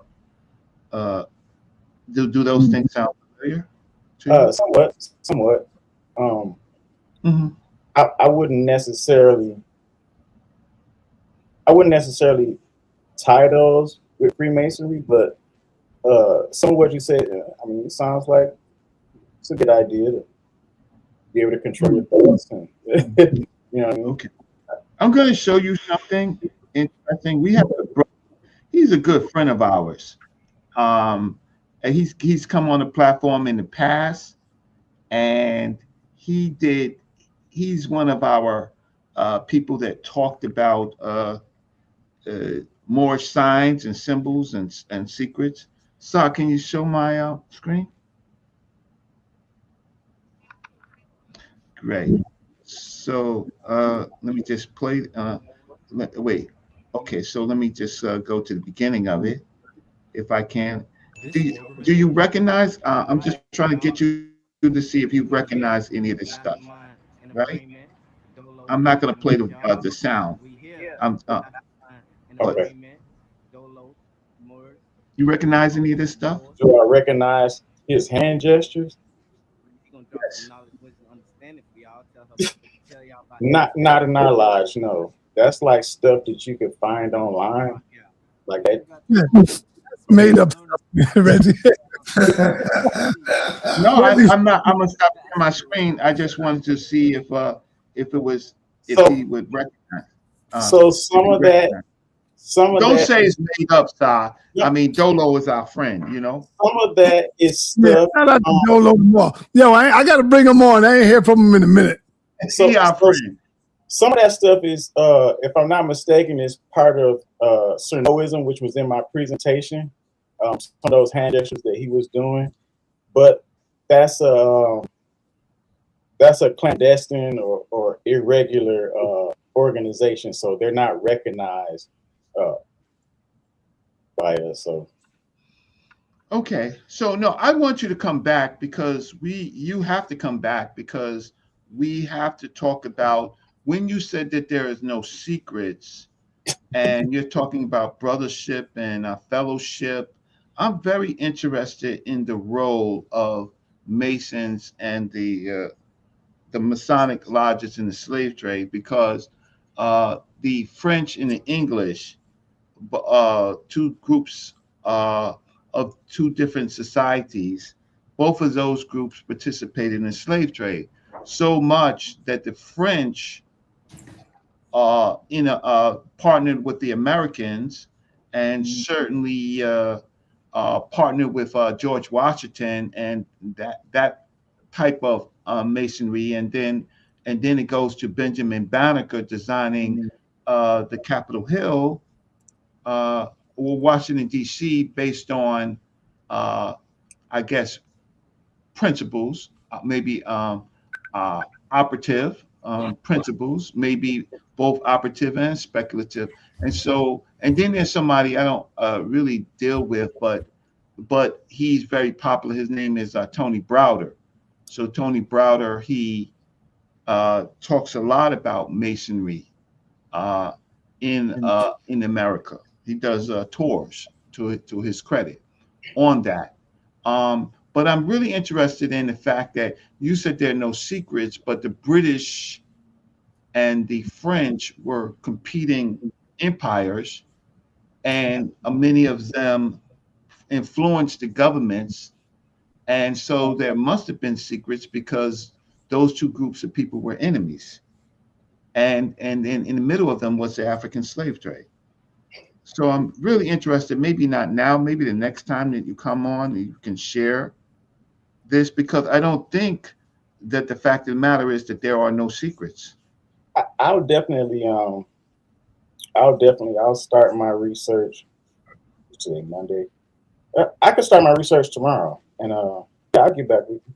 Yeah, what I'm saying. I obviously I am not here to criticize at all. I'm here to just ask some questions, just like everybody else. So you're not taking it as a criticism, right? Absolutely. Or lack of knowledge. I'm really interested in breaking down these all of this propaganda where people say that there are no secrets, but there are secrets, right? Yeah, and there are societies of secrets, So not necessarily secret societies, huh? can I ask you a question? Yes. It If it's a secret, then how do you know? Oh, No, that's because I preface it that that both groups are involved in empires, and both groups are competing, and they're at war. And one group partners with the American government, and another group is an enemy of the American government. And so uh, we could do quick searches to see that if it's about brotherhood, if it was about brotherhood, then why is the brotherhood broken between the British Mason, the various lodges, Well, commercial gain? there's a difference between English and French lodges. Not Yes. all French lodges. Uh, so in my presentation, the Grand Orient of France, Mhm. they used to be recognized, but they decided that they wanted to go against some of the landmarks, like uh, believing in a supreme deity and allowing women in. So uh, they're no longer recognized. Mm. So the differences are held close to them, and they become secrets. Nothing that I said is a secret. No, because you said there are no secrets. So Right. you're gonna hold to that, and what we're going to do is going to inquire, and we're gonna uh, question to find out if, in fact, that is true. Not that you Right. are being Right. untruthful, Right. But you but but we're you gonna asked the inquire. question. Huh? You Say what? asked what was the difference, or what was the split between English and French lodges, and so I just gave you an answer. Like, Yes. there's nothing secret about that. No, I didn't disagree Okay. with that. What I want to know is why, based on the concept of Masonry brothership, why is there a difference, a break? I just told you. No, Because the French, the Grand Orient of France, decided that, hey, we're going to start allowing atheists into the club. I'm using club figuratively, of course.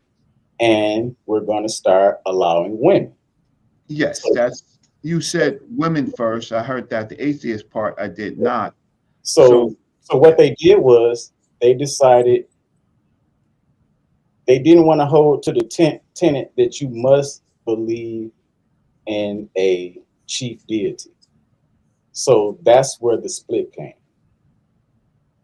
okay, okay.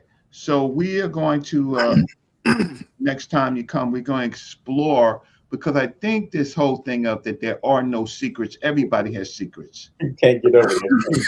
everybody don't have secrets. As a human, everybody has secrets, and so groups of people have secrets, right?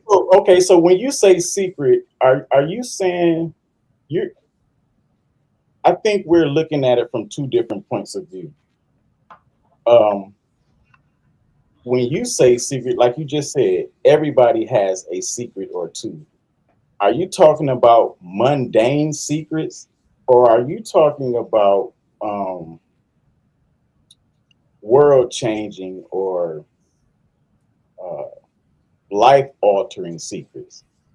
Which one are you referring to? Just so I have a better idea. I'm talking about organizations that infiltrate governments for the purposes of controlling governments, right? And so I'm not talking about the petty secrets. I'm Okay. talking about actual action, right? And correspondences, right? Uh, between allies against enemies, and using Masonic brotherships to in fact do this stuff.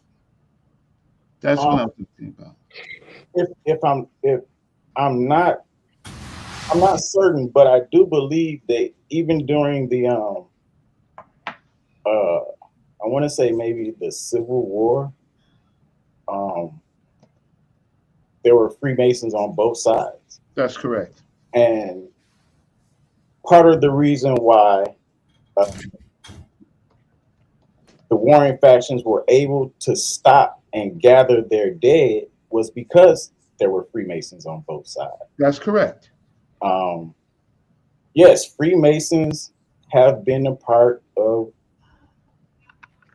governments. I don't want to specify just one particular government. And so, of course, there will be Freemasons on most of the government. But as far as colluding, which is, I think is what you're talking about, I can't be certain of that. Okay. But of course, I'm willing to do more research and explore. Okay, so there are oaths, right? Or the oaths that you take, right? Those oaths are secret, right? Obligations. Those are obligations. Yes. Right? Are those obligations merely just personal, or they have something to do with society? They are for the brotherhood, of course. And if the brothership is doing something as inhumane as slavery? But let me say this. We take oaths to ourselves and to the craft, but there is nothing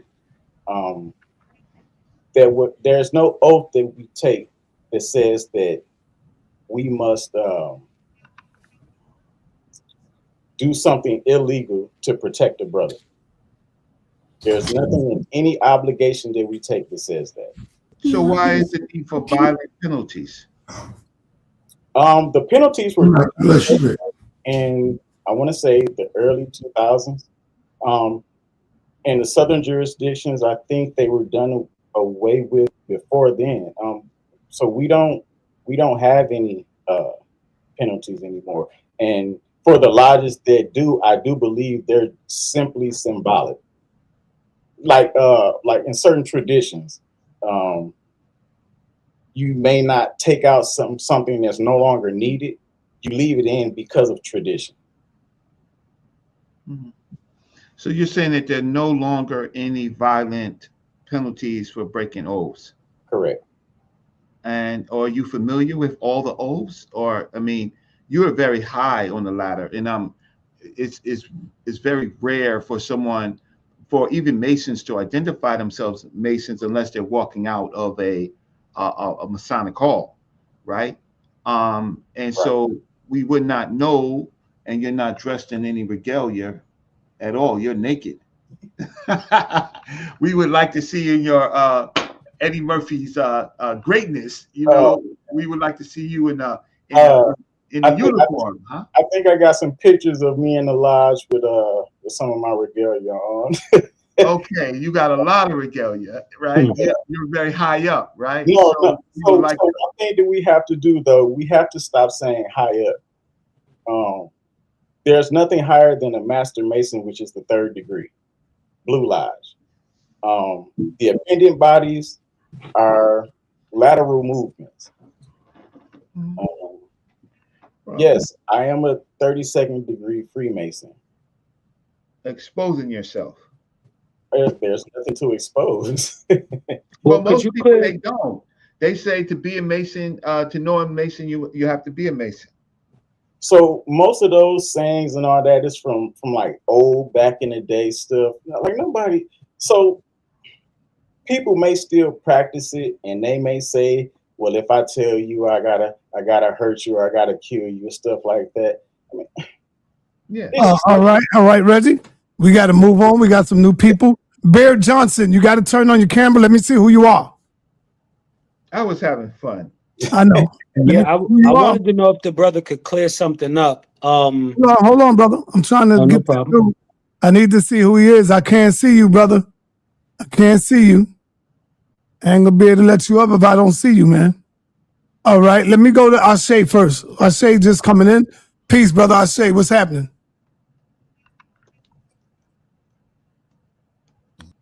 You got to unmute his mic. Unmute. You unmute.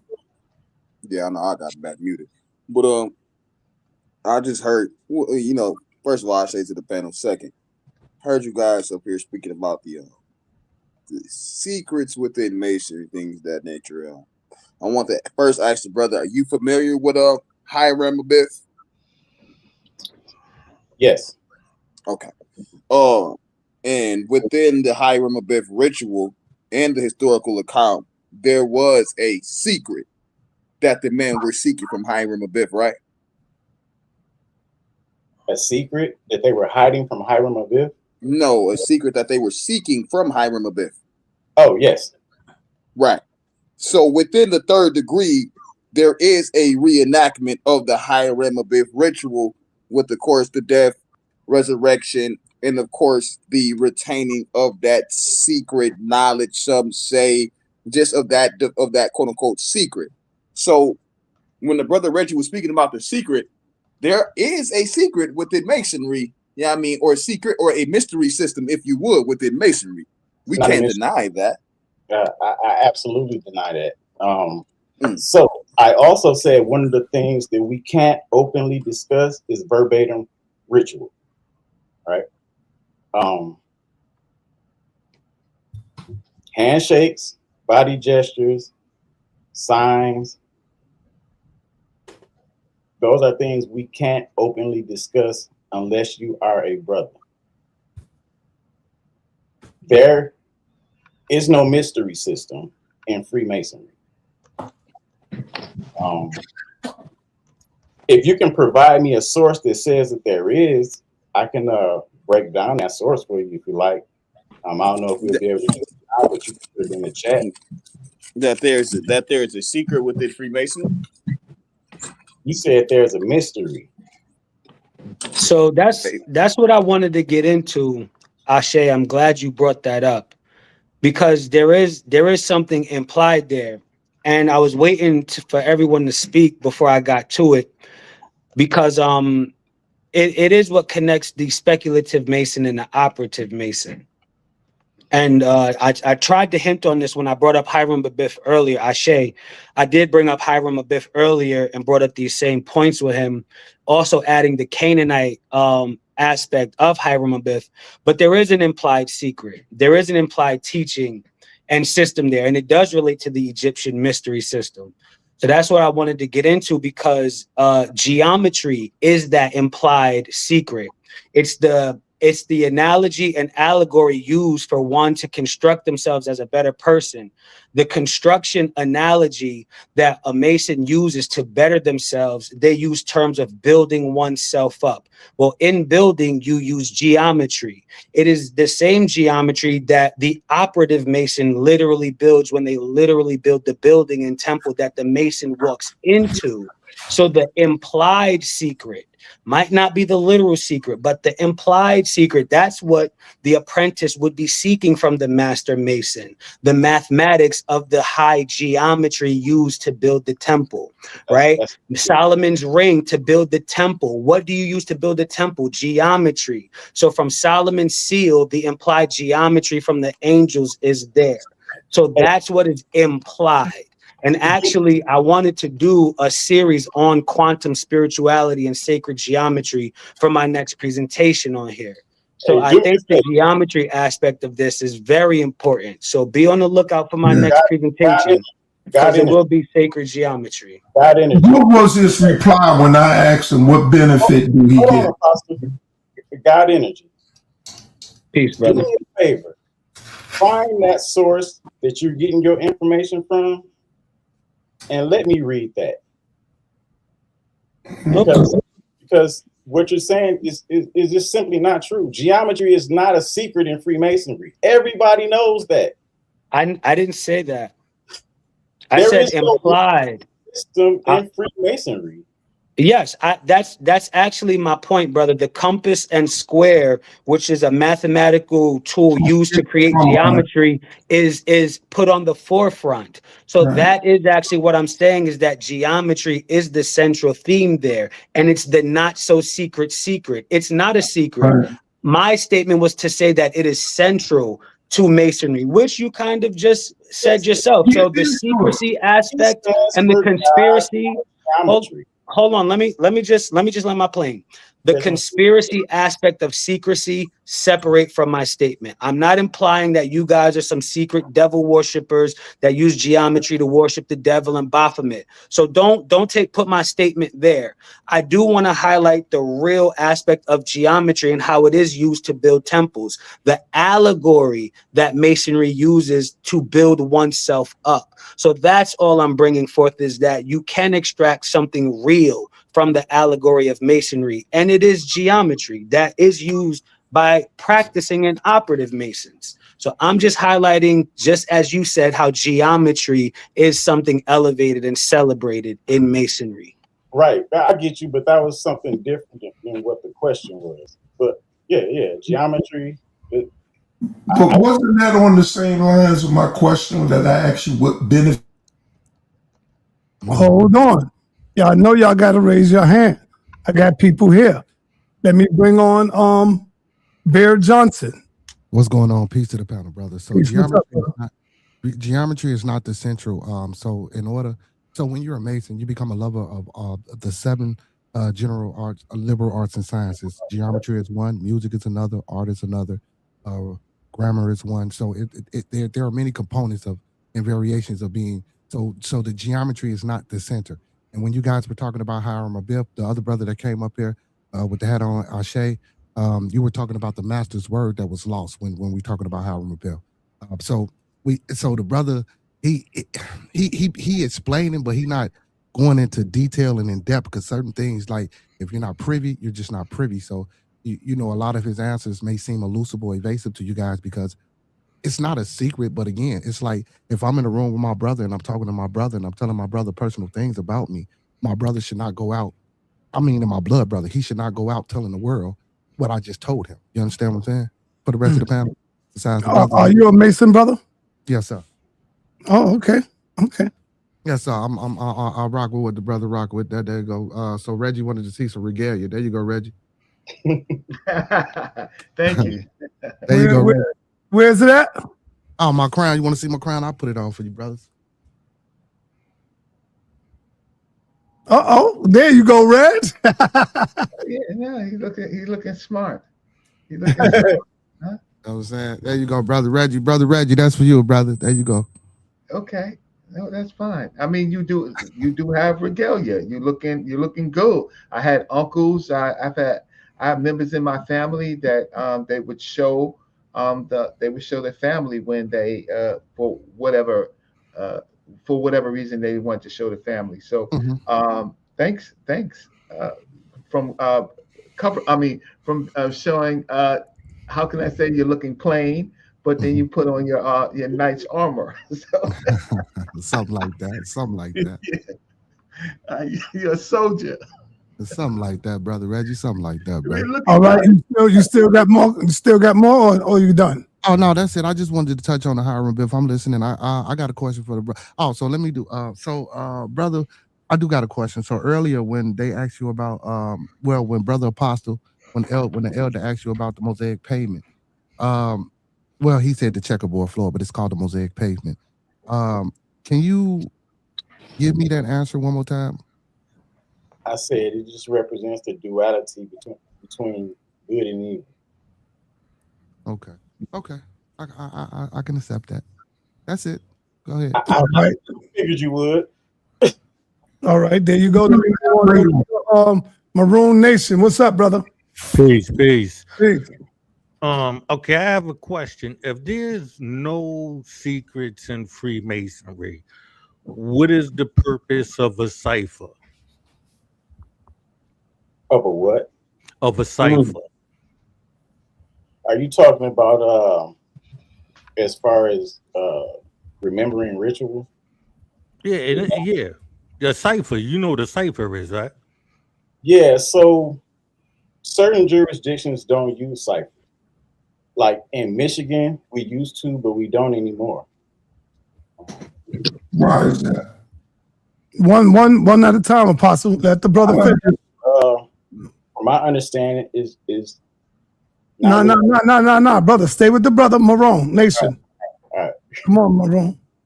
When it's your turn, Apostle, here answer your questions. No. So why? So even if you're saying your jurisdiction doesn't use a cipher, right? I mean, because all ciphers are regional. But the question that I'm asking is, what would be the purpose of a cipher if there wasn't no secrets? Well, because again, our ritual is for us. It's not for the public. So, yeah, but rituals change. Pardon me. Sorry. So if someone was to get a hold of your ritual book, then it would become public knowledge, right? So there are secrets. The verbatim rituals, if you want to say, are considered secret. But I said that earlier. The handshake, the signs, the body gestures, the verbatim ritual, those are things that we can't openly discuss. So there are secrets in Freemasonry. If you want to say that those are secrets, like I said before, those are the things that we can't discuss. So those are secrets. If you want to put it that way, yes, those are not for the public. Okay, so that's why I came in, because you were saying something. Yeah, if you want to be that wasn't true. Those are secrets. Yeah. Right. So another interesting correlation I see, though, when he says the verbatim rituals, meaning the stage directions, placements, and things they act out, say during the Hiram Abiff recreation, right? You see how we are familiar with the story of Hiram Abiff, but we are not familiar with the stage directions. It does bear a striking similarity to the Canaanite Ugaritic text as well, that contains the Baal cycle, the story of Akkad, because those are the stories that we are familiar with, the libertos, but they came with stage directions. So the Canaanites acted out the Baal cycle the same way that the Freemasons act out the Hiram Abiff cycle. The same way we do not know the stage directions for the Hiram Abiff story, we do not know the stage directions for the Baal cycle either. So the parallels between Freemasonry and the Canaanite system keep piling up and keep piling up. And I just think it's interesting, but I'm gonna land my plane with this. That's a side note. The fact that the square and compass are two mathematical tools used to illustrate geometry, the fact that sayings like standing on your square, the fact that the checkerboard are squares and proportions, you can clearly see that geometry in some way is important to masonry. The story of Hiram Abiff is about building a temple. Geometry is required in building a temple. So no, it is not the main theme or the main thing, but yes, it is very important to masonry, and that part gets skipped over. And I think it's something that we should be highlighting. And now I'm gonna highlight it soon. I'm gonna set something up. I got a presentation on that. Well, God energy. So when you say the compass in the square, so the compass is used to circumscribe yourself in the word. So it's not you. So yes, it's a mathematical tool, but you know, so masonry is a beautiful system of morality built in an allegory using signs and symbols. So allegory, yes, I acknowledged the allegory earlier. I did acknowledge that this mathematical geometry thing is an allegory. So we are on the same page with that. So we do use geometry, and it is heavy prevalent, and it is important, just as the other liberal arts and sciences. But again, it's used to circumscribe. So we take operative tools and we use them esoterically. It's not meant to actually be for a compass and a square. You know what I'm saying? Understood. Okay. It's allegory. All right. Let's go on over to Yara. What up, man? Hey, what's good, family? You have a question? Peace, yeah. I didn't get to see all of the brothers' presentation, if he did do one. I will say that up front, so I really won't go in that hard. I'll just go in on what I know. I can't see the brother in the red hat asked a great question that my good brother danced around quite a bit when he asked him whether or not there was secrets. There was secrets involved in Freemasonry, and basically you just agree with the brother's point, because that is the question that I always have when I approach these brothers, and when I've interviewed Freemasons myself from time to time. It is steeped in clandestine and esoteric and rituals and rites. I think the brother that just spoke up above touched on and correlating to the Baal cycle and different things like that, because what I wanted to ask the brother and is that two-part question. Are you a Prince Hall Freemason? I am not. You're not. Are you a part of the Scottish Rite? Yes. Yes, he said it 32. Okay, all right. I appreciate that answer. So that in itself should shift this conversation to an entirely, completely different paradigm, right? Because we know Prince Hall Freemason is where most of our African-American ancestors who were involved in it, even today, come through that line.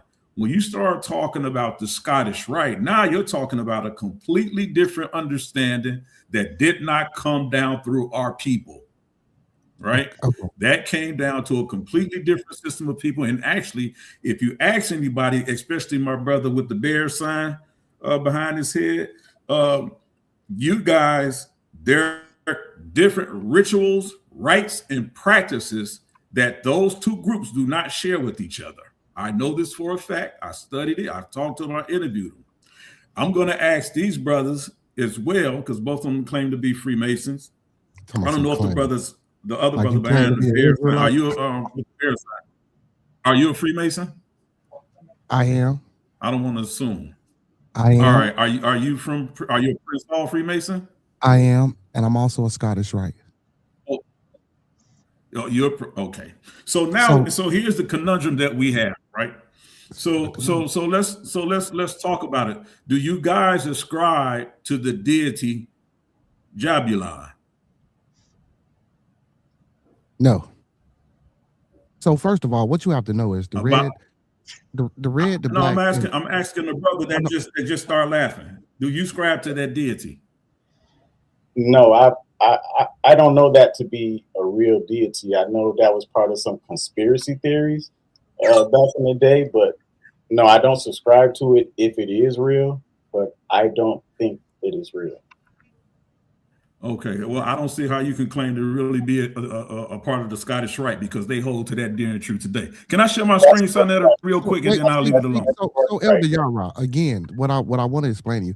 So, like I was saying, the red house, the black house, which is the Knights Templar, the red house, which is the Royal Arcs, and then you have your 32nd. These are adopted rights. These are not actual Masonic degrees that were originally conferred or upon a person. You only have the blue house, which is your first 3 degrees. Everything else is some made up. You know what I'm saying? It was made up. It was made up by Europeans. Tell y'all today. And it was perverted. And it was perverted. Absolutely, that was in Can part I of just share my screen? Go ahead. Yes. Can I share my screen, sa.neter? And then I'll just and I'll be there. It should be already sharing if you just. Your screen is sharing. My screen is sharing. All right. So let me do this real quick. Right? Because he said it really has something to do with. Blow it up. Is it? Let me blow it. Let me see if I can blow it up. Yeah, it's too small. I can't Yeah, read it's too small. It's too small. You can read it. Let me go. They can read. Yeah, I'm gonna do it. Satanic God. Who said they can read it? They got good eyes. It says No, Yara could read it for them. It's just the words. The words could be written. Yeah, I see what it says. Yeah, it's just. I can't see words. Yeah, but he can read it. Hold on. Mason's page. Yeah, hold on. Yeah. God. It's just words. Y'all can still see it, right? Yeah. We can't Yeah, I can see make- it, I but think if I'm you gonna can make it like read it, this. go ahead, read it. Masons pay homage to their satanic god. All right, he moved it. Jehabalan and the 3 times 3, which is the royal ark. No, that's not true, bro. Yeah, it should be coming up a little bit. Wherever you getting this information from. Okay, I'm gonna just read it. Hold on, I'm gonna just read it. That's perfectly fine. I'm gonna just read it. You don't have to get nervous. It says Masons pay homage to their satanic god Jabulon in performing the ritual 3 times 3 in the royal ark or 7th degree. And you can find that source on page 225 from Duncan's Masonic Ritual and Monitor, the 3rd edition. As the we second do sign agree. of the super excellent Master So the Mason Duncan is an simulates gouging out. I'm speaking, brother. I'll be done in 2 seconds. Simulates gouging out the eyes of a traitor to Freemasonry. And that's just one slide that I have. I have like probably 150 slides that deals with this false religion. And this thing It's that not a y'all religion. Yes, So, it is a religion. we can actually It's not a religion. go through, but It's the I'll love to come Luciferian back religion. so y'all can explain to What us. is wrong with y'all? So y'all can listen, brother. Know what is wrong with you?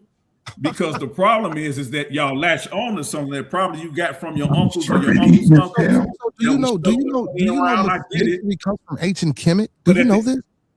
When they talk about standing on your square, do you know When they're talking about when they're talking about the Egyptians, Let the brothers talk. You asked for an answer. right? Let them talk. I got it. Don't worry about it, Richard. This is you. When you're talking about 2 people are talking to me at once. There's only one. I'm talking right now. Is it all right? Yeah. So that brother, you can go. No, brother. Just let Yara do his thing first. Oh, All right, okay. all Yeah. right. I was just saying. So, what we know is I heard somebody say this from ancient Kemet. You see this chart right here of the most important Masonic symbols? They all have a meaning. And the ritual meaning of these symbols that y'all hold true dear today. Listen, I live in Michigan, so Masons live all around me. I talk to them all the time, right? So these symbols they hold and wear today, and they all have a connection to that satanic deity Jabulon that I just showed you. They don't deny it when I talk to them, and they are of the Scottish Rite. So when you say you guys are a mix of both, either y'all have a small understanding or y'all haven't really been initiated. And honestly, when I tell you, when I go past the Masonic temples, I rarely see black people going in them temples. Right? Rarely see black people. Now, let me ask you this. Let me go past this.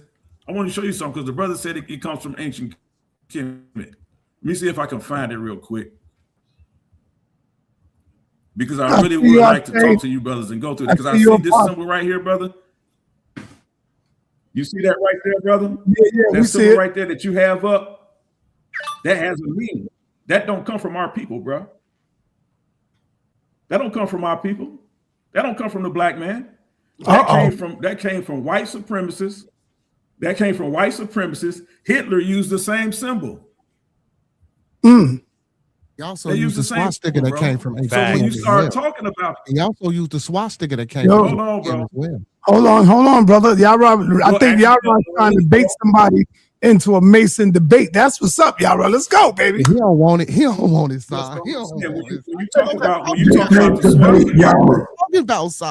when you talk about the swastika, they found the swastika came from the Vedic teachings, and the Aryans co-opted that. That never belonged to the Nazis.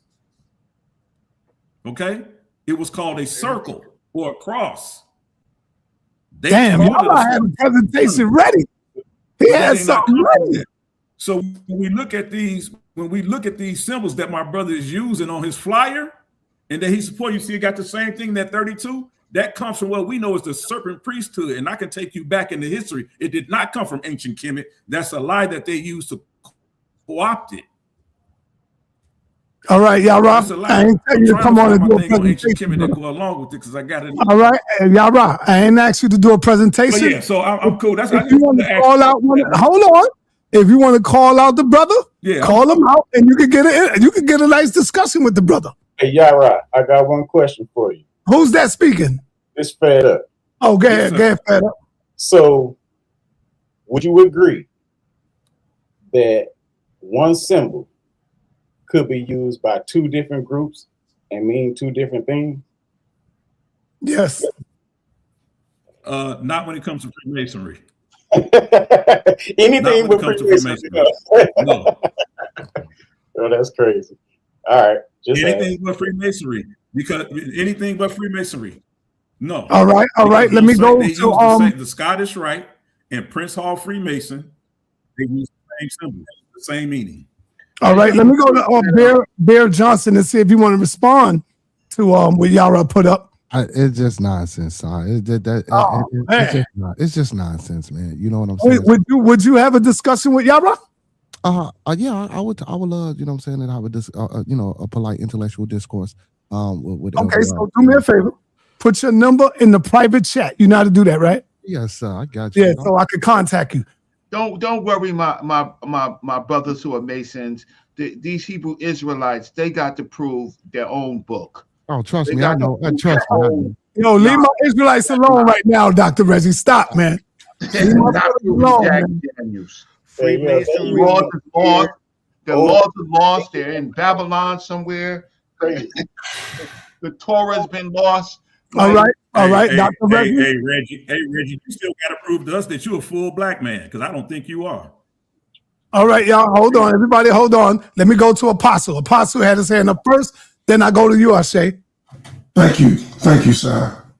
Ever since Fedup, look, let's put the flowers to bed.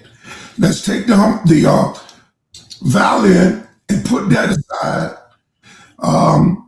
The brother, since he's been here, he's been giving us the spiel that they give to them when you're in the public. This is what you do. It's called avoidance. Facts. He's not being real. Facts. He's not telling the truth. Facts. He's spoon feeding us what they are told to do. When I was working for 16 years, I was with a Prince Hall Mason. Every day, we became very tight. All right, hold on. Baird, I don't see your number in the back chat, Baird. I just sent it to you now. All right, go ahead. Continue, Apostle. And my brother was a pastor. He was a minister, an elder in a Baptist church. And that's how he got involved. After joining the church, he explained to me. He showed me signals. He showed me signs. He wasn't supposed to, but we were tight like that. And he knew I wouldn't betray his confidence. Just like now, I'm not mentioning his name. But the bottom line is, you're not being honest. Or like Civil War, you said it was because of Masons on both sides. No. In the Civil War, it was the same countrymen, the same brother. It was brother against brother, cousins against cousins. That's why they were showing partiality. Now, were some of them Masons? Yeah, I imagine so. But the fact that it was the same countrymen fighting is the reason why they were showing that compassion. They did very little hand-to-hand combat during the Civil War. Look at it, and most people were killed from rifle fire or cannon fire from distance, because when they confronted each other, they couldn't fight each other because they realized they were the same countrymen. Had nothing to do with Mason. Let's put the flowers to bed. Stop singing the kumbaya. The fact is, this is satanic. It was converted, it was manipulated, and it was changed. Right. When that happened, I don't know, but I know when it was first initiated, it was about building a perfect man. But that changed, and now it's going to children being missing, confiscated, rituals that you don't want to imagine. All right, now hold on, Apostle. When you say it goes to now being children missing, what does that have to do with Masons? Sacrifice. Human sacrifice. Oh, so you saying, hold on, Yara, are you saying that the Masons are sacrificing the children? I'm saying they're your biggest pedophiles. Hold on, my brother. Wait, hold on. Hold on. Everybody stop. I want to hear Apostle. Are you saying, Apostle, that the Masons are sacrificing the children? I'm saying other factions are now involved, such as Luciferian. I ain't never heard this before, Apostle. Well, I'm telling you, it's all mixed up. Luciferians. You know what? I think you messing up. Hold up, Apostle. You know what? I think you're making a mistake. I think you confusing white Masons with the black Masons. Brother, what I'm saying is the black Masons, and I would say are about 90% of them misled. It may be true because only about 10% of them really know what the hell is going on. Right. But they need them because they need their money. They need their dues. They all got to pay. All right, now stop right there because I'm going to pass the mic. I got to go to Fedup so he could clear some of this stuff up. I got to agree with Apostle. Relax. The same way. Apostle, I just told you to relax, brother. Yeah, but why you cutting me off? Because if I say relax and you keep talking, I got to mute you. Remember I told you about the discipline earlier? And you said you got discipline. Look at you. Look at you running your nappers. Just hold on, brother. You're going to get back the mic. So, I mean, I gotta bring in Fedup to clear up some of this madness that I'm hearing, man. Talk to me, Fedup, man. Is any of the stuff that Apostle is saying is true? No. In short, everything that he's mentioned is all conspiracy theories.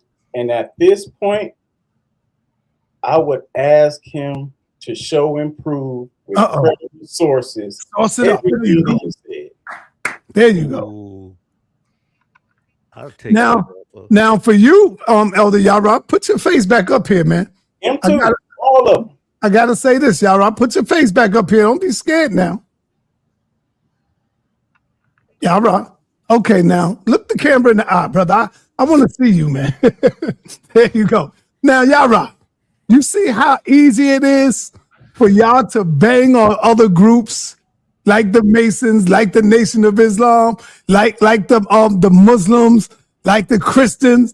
But when somebody go at the Hebrews, not you, Yara, but there's a lot of crying there. You see how Apostle cry, how damn near everybody cries when I bang on the Israelites.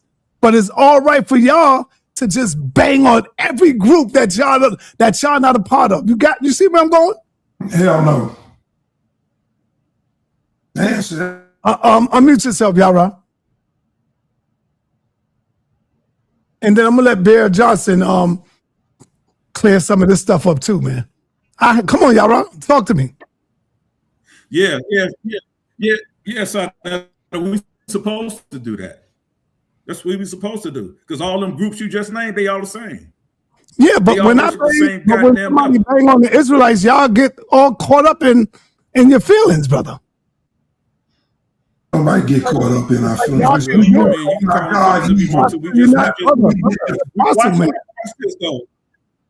Like real quick, we have a right. We have a right to defend ourselves, just like all them other groups you name. Whether we crying about it or not, I don't care if we crying, screaming to the top of our lungs with the bullhorns on the corner. We supposed to do that because at the end of the day, Apostle is right in everything he just said. And I wish one of these brothers would step up and say it's a lie or conspiracy, because I'm gonna show you when Freemasons. I said it already. I said it already. I would love to show how it's. And as a matter of fact, wasn't the Hebrew Israelite movement started by a Freemason?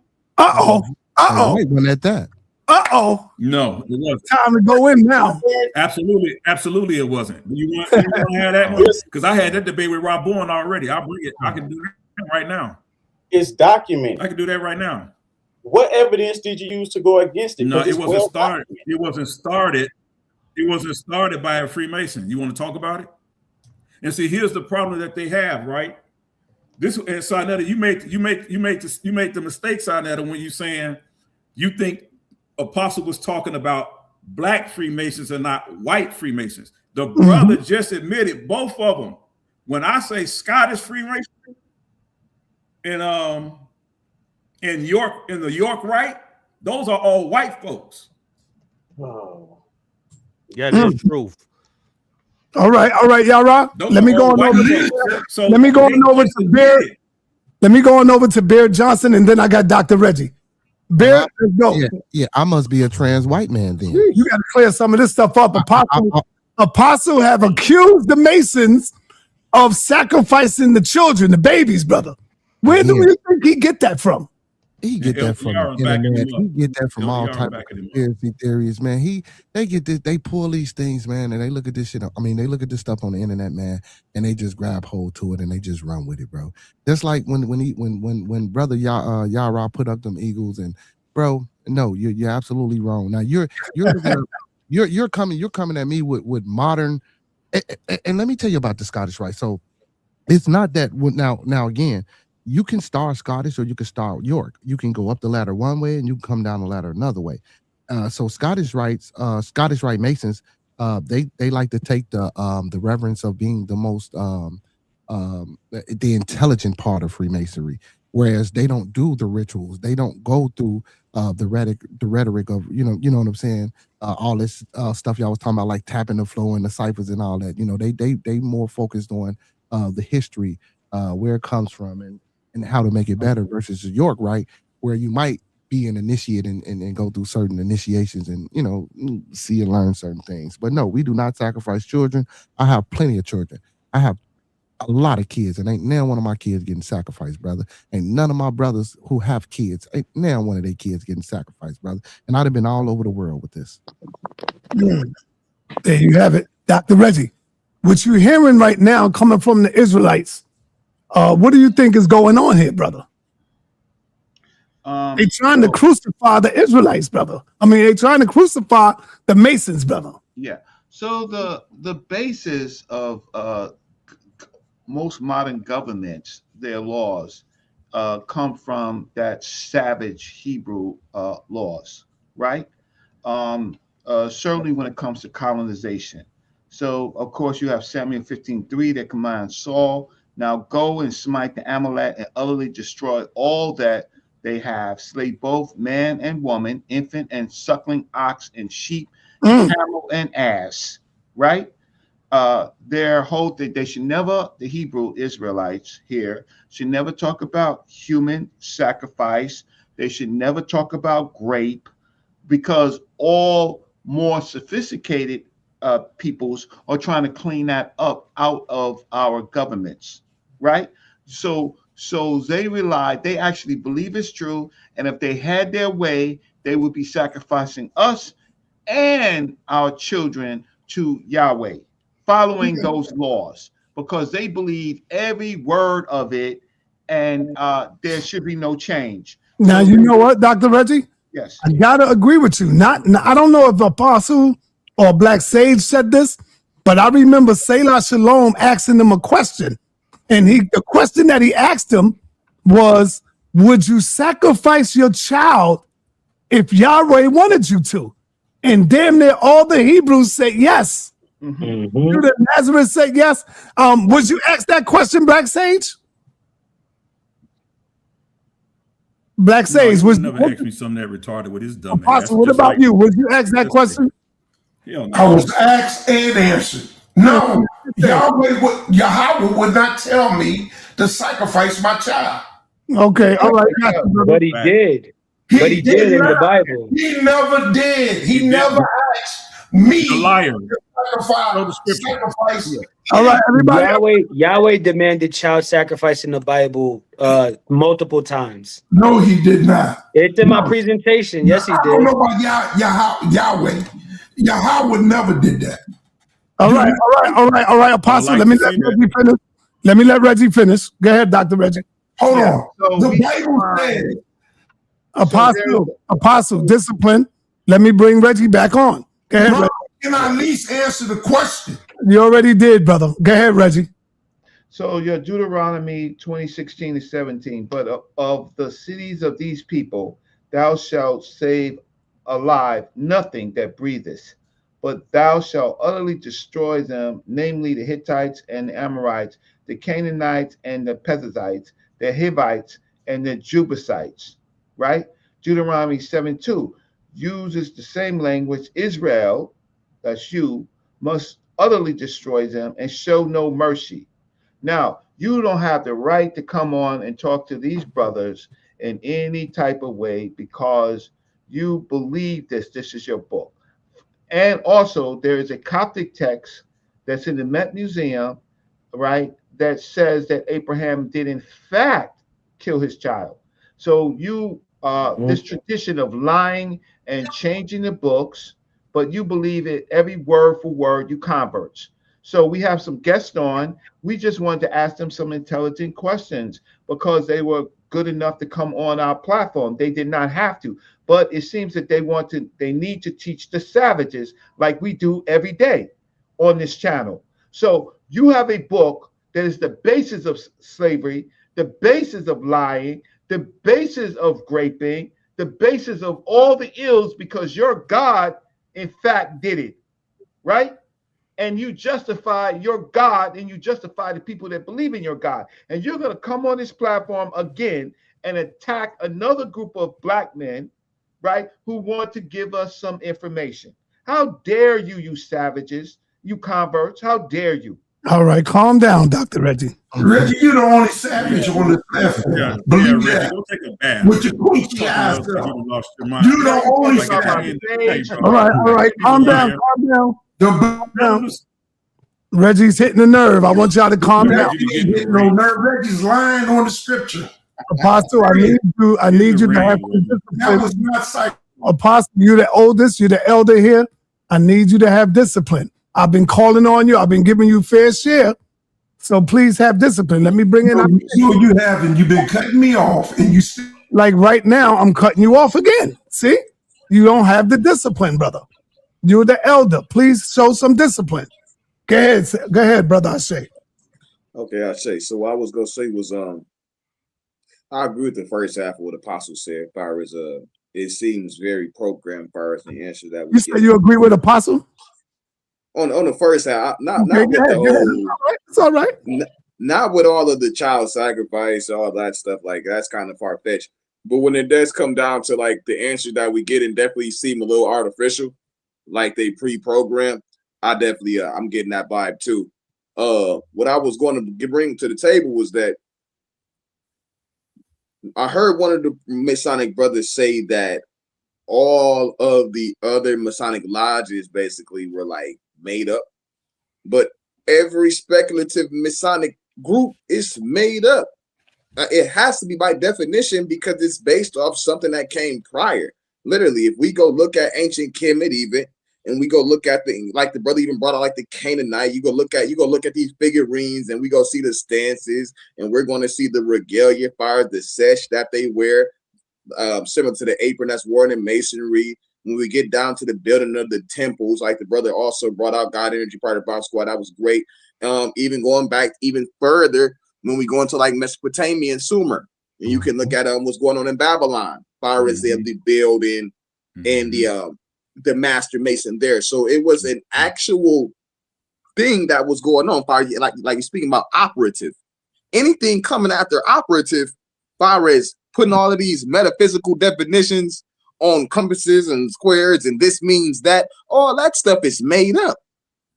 All this stuff is coming by people who have no authority to say that this means anything, because they're not master masons. Scottish Rite, Scottish Rite, York Rite, these ain't the guys who was actually in the original temples doing the work. These are the guys who marveling at the work saying, hey, this means this and this can mean this based off of what I know about. They're applying all of this stuff way later. Fact. That's what I'm saying. All right, family, I'm throwing that Cash App in there. I need some love, some support.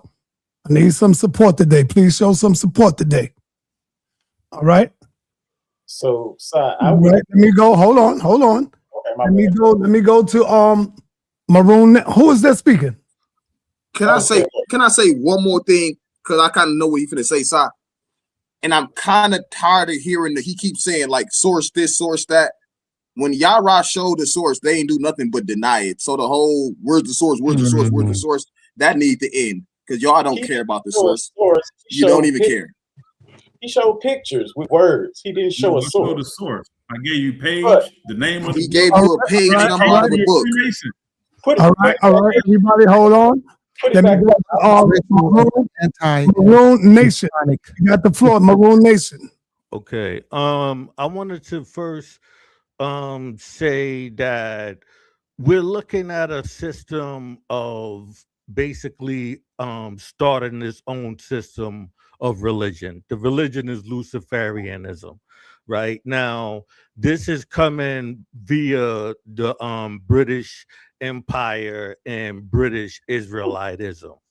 Right. So when we're looking at the York Rite and the Scottish Rite, we're looking at Queen Elizabeth and we're looking at Mary York of Scott. And these are the two systems being passed down through the ages, through the time. It's built because Freemasonry is building a religion. It's built in a religion that it is building is Luciferianism.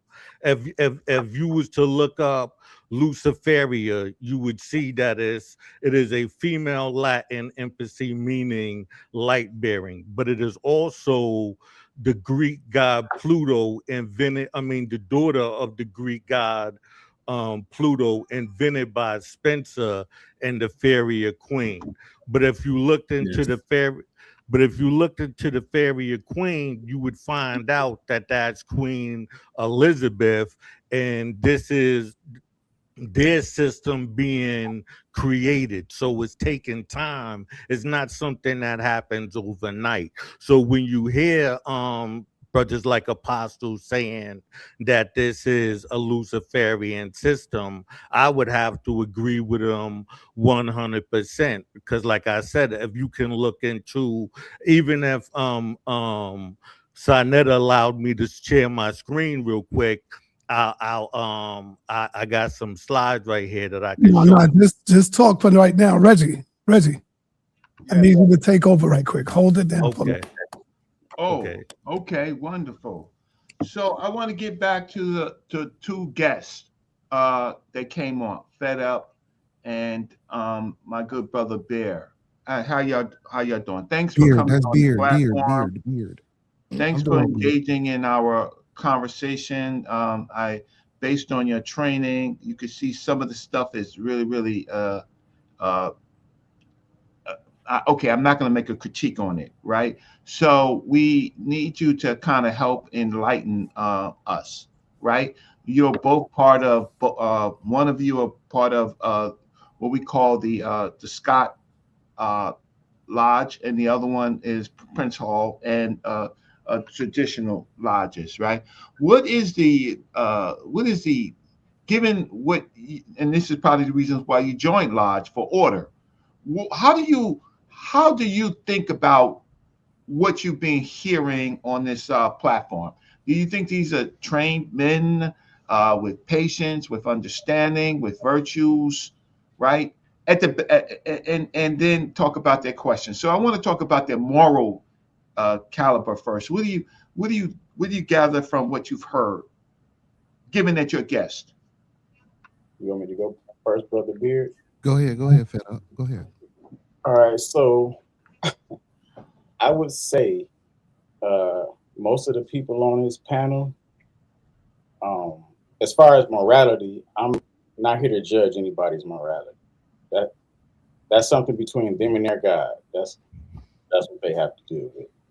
As far as scholarly, bottom of the barrel, they have no idea what they're talking about, and they state it as if it's fact.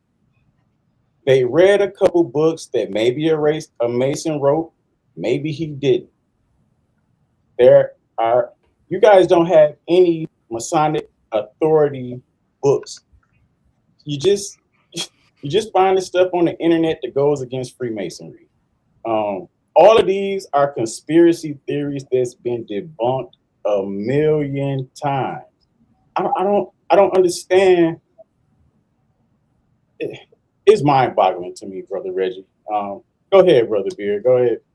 Well, I've been a patron of sa.neter show for over 15 years, man. I'm familiar with Elder Yara. I'm not gonna say the brother ain't scholarly. I just think the brother, you know what I'm saying, he get real passionate about what he think he know. You know what I'm saying? So I'm cool with that. You know what I'm saying? I'm usually with Brother Apostle, you know what I'm saying? You feel me? He know what he know, you know what I'm saying, when he's talking about the Israelite thing. But when we get into this Masonic thing, if you brothers ain't took that walk and if you brothers ain't ventured off into it, and you just reading some like I say that you get off the internet and you actually haven't went and walked the walk or the travel that I have, you don't know. You know what I'm saying? So all the things that you're talking about, you're making them up. And if I'm sitting here trying to tell you what they are and you're not believing me, that's the same thing. Like I could just say y'all worship imaginary creatures and fairy tales and shit. I mean, I could say that. You know what I'm saying? I can say that. You know? Using a word like Lucifer, right? Has Lucifer been proven to be real? Just if God ain't real, Lucifer ain't real. Okay. Come on, man. So you both of you believe in a deity, right? Yes, but Brother Reggie, when they talk about Lucifer, Yes. all of this came from a made-up quote about Albert Pike. It's called the Taxel hoax, if y'all want to look it up. That was the first mention of Lucifer dealing with Freemasonry. Like I said, these are just things that you could just easily go and look up. But the thing is, it's already in their mind. So no matter what you show them, they're not going to change their mind. So people like that, you just got to let them believe whatever it is they want to believe. You can't fight with them because no matter what, you're going to lose. Okay, so let me see. So the Hebrew Israelites and the other brother, you made the claim on you made a lot of claims. I don't have the ability to share your screen, so I can't do that. But show something that is in fact searchable for our audience on one of your claims against the Mason brothers. I can share your screen if he wants it shared. Oh, you have power. Yeah, I'm a manager. I can share your screen. Apostle got power on sa.neter stage. I got to talk to my brother sa.neter. Yeah. I knew that would get you because you got that jealous personality. How dare Apostle be able to share screen? Come on, Apostle, let it go. Let it go. I'm just something like that. I'm just awful. I don't have to share. Shout out to the Freemason brothers for not I'm just awful. If he wants, if I need a claim. If Reggie wants to speak, he asked me to moderate, right? He didn't ask I'm saying if you want it, I can do that. Thank you. Apostle, watch this. Thank you. If it comes into need, fine. So I need a claim that you're making against our Mason brothers, because see, to win this war, to get some stability in our community, we need all hands on deck. So I am not discounting my brothers. They can come in to help us, right? If they're not already helping us, right? Because some other groups ain't helping us, right? So now, what is one of your claims? So let me just pick one. Brother Yara, what is one of your claims that you can absolutely prove?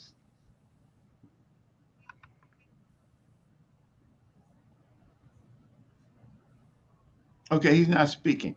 Brother Apostle, what is one of your claims against them that you can absolutely prove?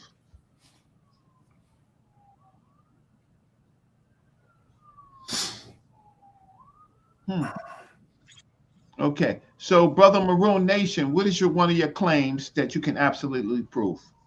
Well, I could prove that the Feria Queen is Queen Elizabeth, which is short for the Luciferia, right? Which is the system that they are building, the Luciferian system. Okay, so is Queen Elizabeth a Mason? No. The symbol of Freemasonry is actually a yoni symbol. Okay, and you saying that is a symbol of Luciferianism? Yes. Are you saying that these brothers worship or entertain that symbol? Yes. Okay, my good brothers fed What up symbol was that? I'm sorry, Brother Reggie. What and symbol? beer. Say what again? What symbol was that? I didn't hear what symbol you were saying. Maroon Nation, what symbol are you saying that they entertain? Well, there's a few symbols, but the one that we're talking about is the main symbol, of Freemasonry, and I'm saying that's a yoni symbol. Which symbol is that? Which symbol are you? I didn't hear it. Remember the brothers said that a symbol, and I can agree, can mean one thing to another group and different to another group. So because one group says that's what it is, that doesn't necessarily mean our Mason brothers entertain that symbol as the same thing. Well, the reason why I also know that is because when we look at the cable toe that they use, that represents the umbilical cord being wrapped around you because you're being born into a new system. So it's like being born again. Well, these three rituals is you being born into this Luciferian system. It's just it's symbolic to it, though. Okay, so I just have to I have to ask my my Mason brothers, do you know what he's talking about, and what's your thinking on it? Well, I know about the cable toe. I understand my cable toe. I can't hear him. Are you hungry? I said, I do know about the cable tool. My cable tool is used to, help pull my brothers up. It can be in representation of an umbilical cord wrapped around you, and because we are being birthed through the womb of a woman coming into life and being reborn. Same shit that the Christians say, but it's not into Luciferian. It's not to Lucifer. Where do you get the Lucifer part from? That's what I don't get. Like I said, if you look up the Luciferian queen, I know what it is. Luciferian queen.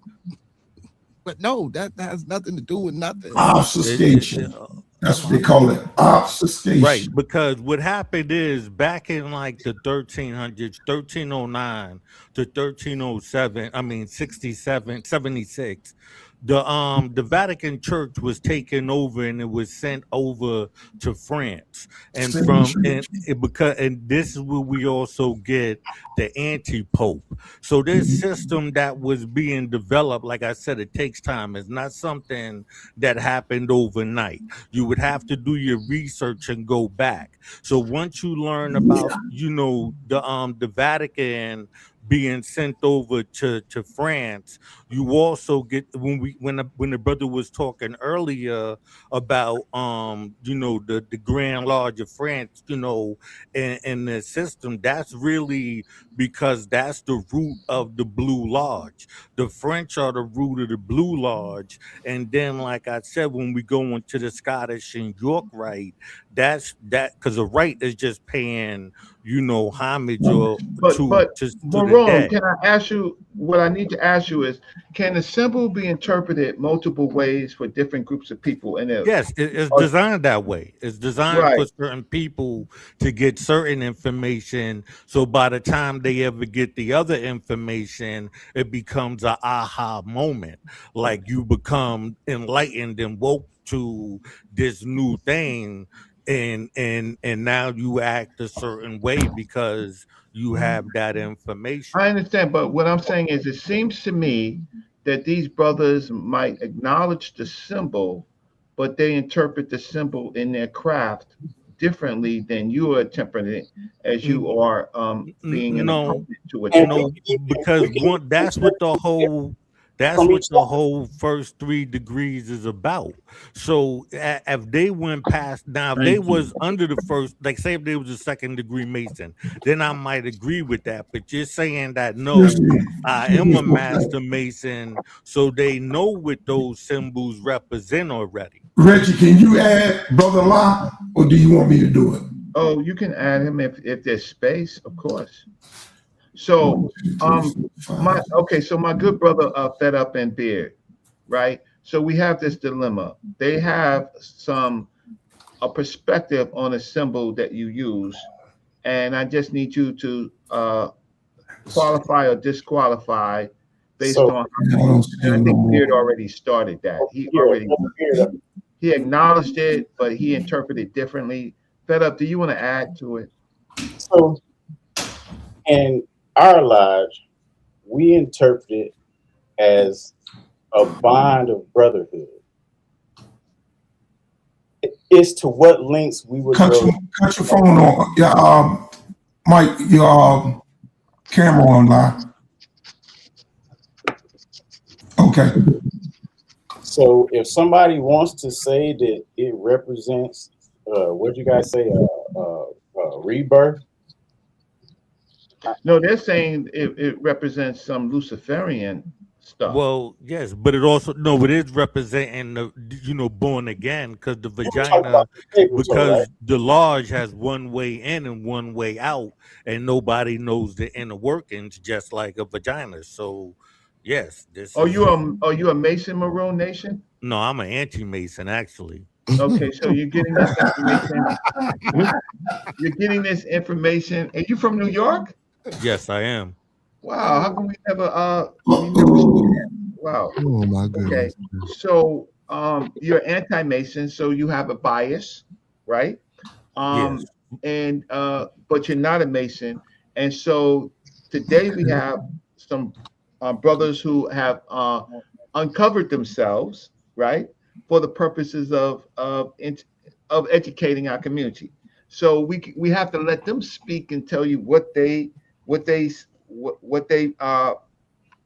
how they interpret these symbols in their work, because there are a lot of symbols that lots of groups interpret and misinterpret for their own biases, and that's the whole point, right? I mean, yeah, but are they telling you what any symbols represent? We right? just told we just told you.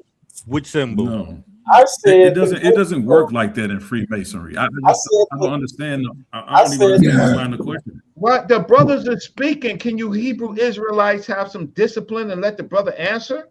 I just said that for us in our lodge, the cable took represents a bond. Hey man, listen, we always talking, man. So let's try to come up here with No. I'm moderating. Goodness. I'm moderating, and I know that I was speaking to the brother Maroon, Fedup, and so you are not recognized yet. So now and Apostle, right? So Fedup, you're recognized, and you was talking. Thank you. Like I said, cable toe. For us, it's a bond of brotherhood. It's to what lengths we would go to for our brother, to help our brother. Brother Beard said it was umbilical cord. I can't argue that because that's how his lodge sees it. But as far as you guys, you're not a part of a lodge. How could you tell us what a symbol means? That's just like me coming into I don't know how you say Israelitism and start telling y'all what y'all symbols mean. We don't have symbols. We don't have symbols. Y'all got to start there. Use the cross. Oh yeah, you have the Yahweh. You have that tetra. No. You have so Israelites don't have any symbols at all.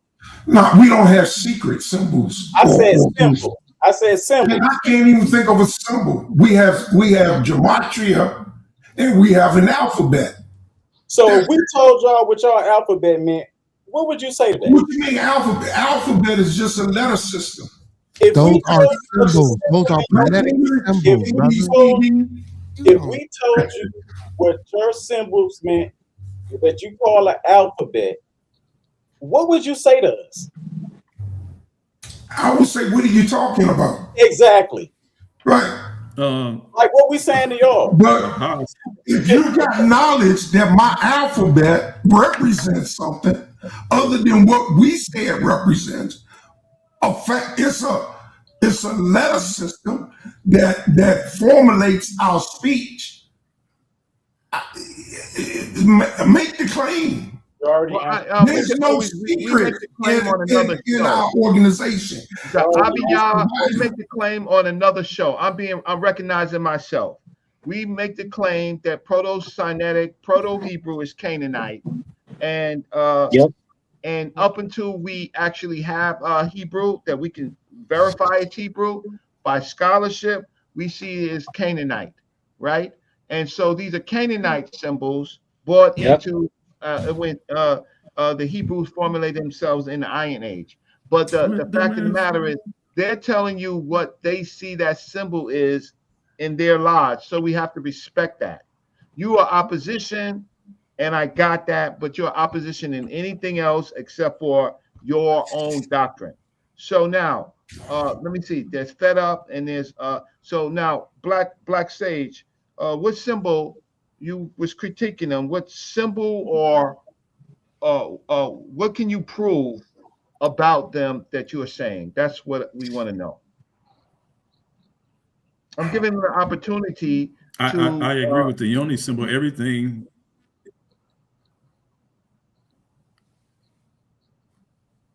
Okay. Everything that Morris brother was saying, he's absolutely correct. That is the same information that I've come across in my studies. I'm just waiting on the opportunity to take it even further, to connect what he says, to piggyback for the debate. We're gonna start the debate, man. Or Morris brother says on the panel. No, I'm not really Moorish. show I'm that a he's maroon. absolutely correct. I'm not a Moor. Yeah, I'm going to save it. It's all right, Maroon. It's all right. Yeah, Maroon. Salakia. Maroon. My apologies. Maroon brother was talking about the information that he brought out is 1000% correct about that symbol. That is the connection to all of it. And I will show you the dagger that goes along with that bomb he dropped, because y'all don't realize that's a bomb he dropped. I'll show you the daggers and the swords and the tanks that go along with that, and show and prove that it's absolutely Luciferian to what he says. And listening to you brothers today, I know for a fact you haven't been initiated into those secret rites that those York rites and those Scottish rites hold back from y'all, that they've been holding back from Prince Hall Freemasonry from the beginning. Y'all do not understand it. Y'all are pawns. Y'all are pawns in their whole scheme. Money. Okay. And that's Enough a fact. okay, I have money. to make the point. Now, there's some other brothers on. Brother La has not even spoken. Brother La, what's your comments and generally on what you're hearing? And if you want to articulate anything about the criticism, because see, they're not criticizing. Watch this.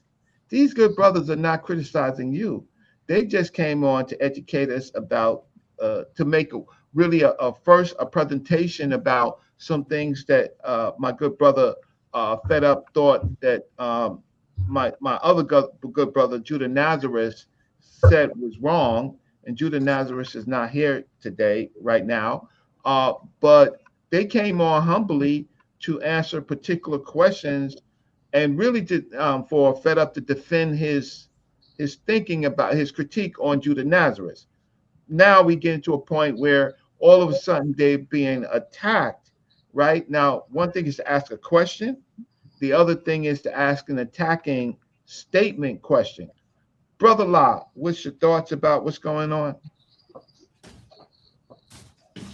First and foremost, peace and blessings to all you brothers that's on the panel, as well as your families. So both of the traveling brothers that's on the panel, so shall I say this to both of you. I commend you on your decorum. I commend you on your forthright of just being still and just being strategic in answering questions. Mm-hmm. Okay. Do you have a more than that, a comment that you can add about that comment that I actually have? Maybe these brothers can answer it. Any of you brothers on the panel, besides a lot of the rhetoric that I've been hearing in regards for stuff on YouTube and about Luciferian this and Luciferian that. I mean, is there any kind of sources available that if one was research into Freemasonry that he can actually find? If I was actually going to a lodge, is there a reference book or a point that I can point to some would get me into that chamber as being, if I wanted to become an initiative? Sure. There's a book. There's a book that you can actually read online. It goes back to the 1800s. The book is called Mahabone. It's called Mahabone, the master's carpet. What you laughing for? No, I'm only smiling. I was just you're giving a source, right, that they can look at, right? And I'm laughing because they already have a critique. Go ahead. I would pay it no mind, brother. I would pay it no mind. Don't pay the mind of the laughters and things of that nature. Don't pay it no mind, brother. No, I thought they probably, knew something I didn't know. But okay, but yeah, you can that's a starter book right there. And this is written by what does it mean? What does Mahabone mean? Can you help us with that? So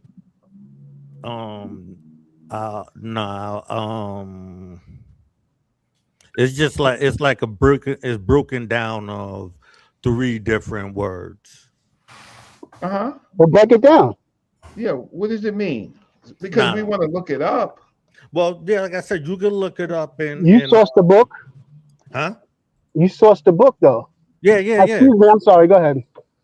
Yeah, so like I said, you what could, does Mahabone mean? Is Mahabone. It means master's word. It's from Muhammad, brother. It's Muhammad. That's what they break it down master's from. word. That's what it means. It means the master's word. No, it doesn't, bro. Huh? Yeah, the master is Muhammad. What does Mahabone mean? Mahabone, 3 syllables. It means master's word, but the master is Muhammad. Hey, Brother Reggie, can I interject for one What second? does Mahabone mean? Mahha. I just want to interject. Listen, my good brother Fedup wants to talk. And shout out to Chuck Morgan with the $20 donation for the channel.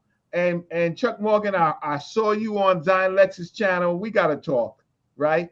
But anyway, Reggie, yes. Reggie, I actually have a direct question for Fedup. Used in older Freemasonry decrees. It was linked to Masonic lore, like Noah's Ark, in early writings. Okay, so first of all, can you repeat that? Mentioned Mahabone, and then Fedup was going to speak. He asked for my attention. So yes, your brother Fedup. So I apologize. But I didn't get a chance. Did you get the whole title of the book? I can do it again. Hold on. You can put it in the chat. So that is an anonymous early 18th century book revealing the supposed secrets, histories, and rituals of Freemasonry, detailing its degrees, symbols, and clandestine community methods. Often seen as an anti-Masonic expose or an early attempt to document Masonic practices from an outsider perspective. That's the book he's talking about. And it's called The Master's Carpet, right? You said Mahabone. I'm telling you what no, well, I'm telling you the whole title of the book is called Mahabone, The Master's Carpet. And you said it's an 18th century book, right? Correct. Okay. Mahabone is a historical Masonic term. And the master is Muhammad. Like now, I have something relevant to add to that. The master is Muhammad. I don't know. Okay, wait. See, you're taking advantage of me. Fedup was waiting. He's going to be recognized. Fedup, did you have to say? Did you have anything that you wanted to add? Yeah, I just looked up the book that he's talking about. Listen, man. I'm gonna say this, and it was also in my presentation. If you want to know about Masonry, it's a good idea to try to find books that are considered authorities. But the problem is, if you're not part of a lodge, you're not going to get a book that is considered an authoritative book. So the stuff that y'all reading, it might be written by a Mason, it might not. But that is their opinion of what they think about Freemasons. It was a secret word, whispered, not written, used as You're not a recognized. You're really not recognized. Oh, sa.neter is back. So. All right.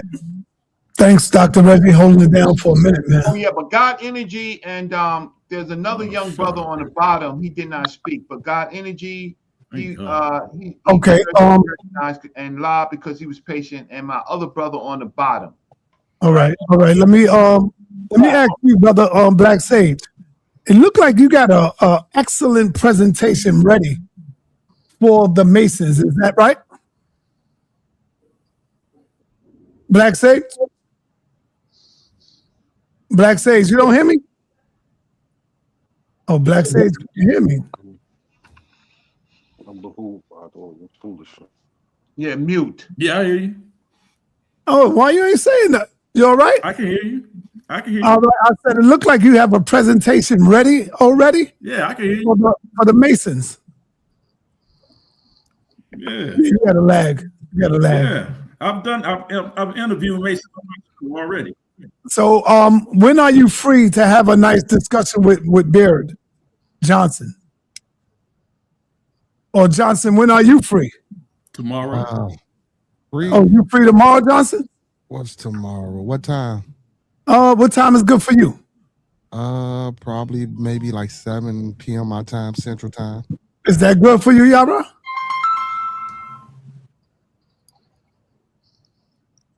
Yeah, Yara got a bad lag, man. Yeah. Okay, that's done. It is tomorrow. So we got it. Okay, we got it. All right, so Dr. Reggie, who you said didn't speak?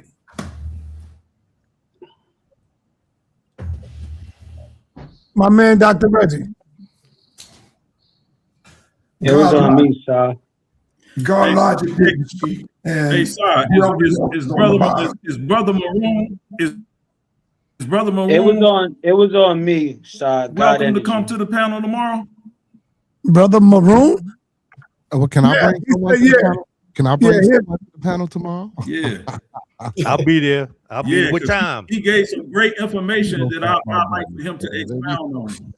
Nah, it's a one-on-one, brother. It's a one-on-one, brother. And on your own 10, brother. No, but he gave some great information. There ain't gonna be no 2 against 1 here, brother. No, brother. I got plenty of brothers. I got plenty of brothers and historians to invite. Oh, okay. All right. Let's get it then. Let him bring his lodge with him. All right, let's say. All right, God Logic, you got the floor, brother. So wait. Can I come tomorrow? Yes or no? Man, yes. Come on, man. Listen, all y'all. Thank you very much. But God yeah, Logic, let's go, brother. It's God Energy. Thank you, everybody. I know it's a lot going on, but no doubt. But yeah, I wanted to ask one question to the Masons, and then I actually wanted to ask one question to the brother that brought the information about the French. The Baphomet.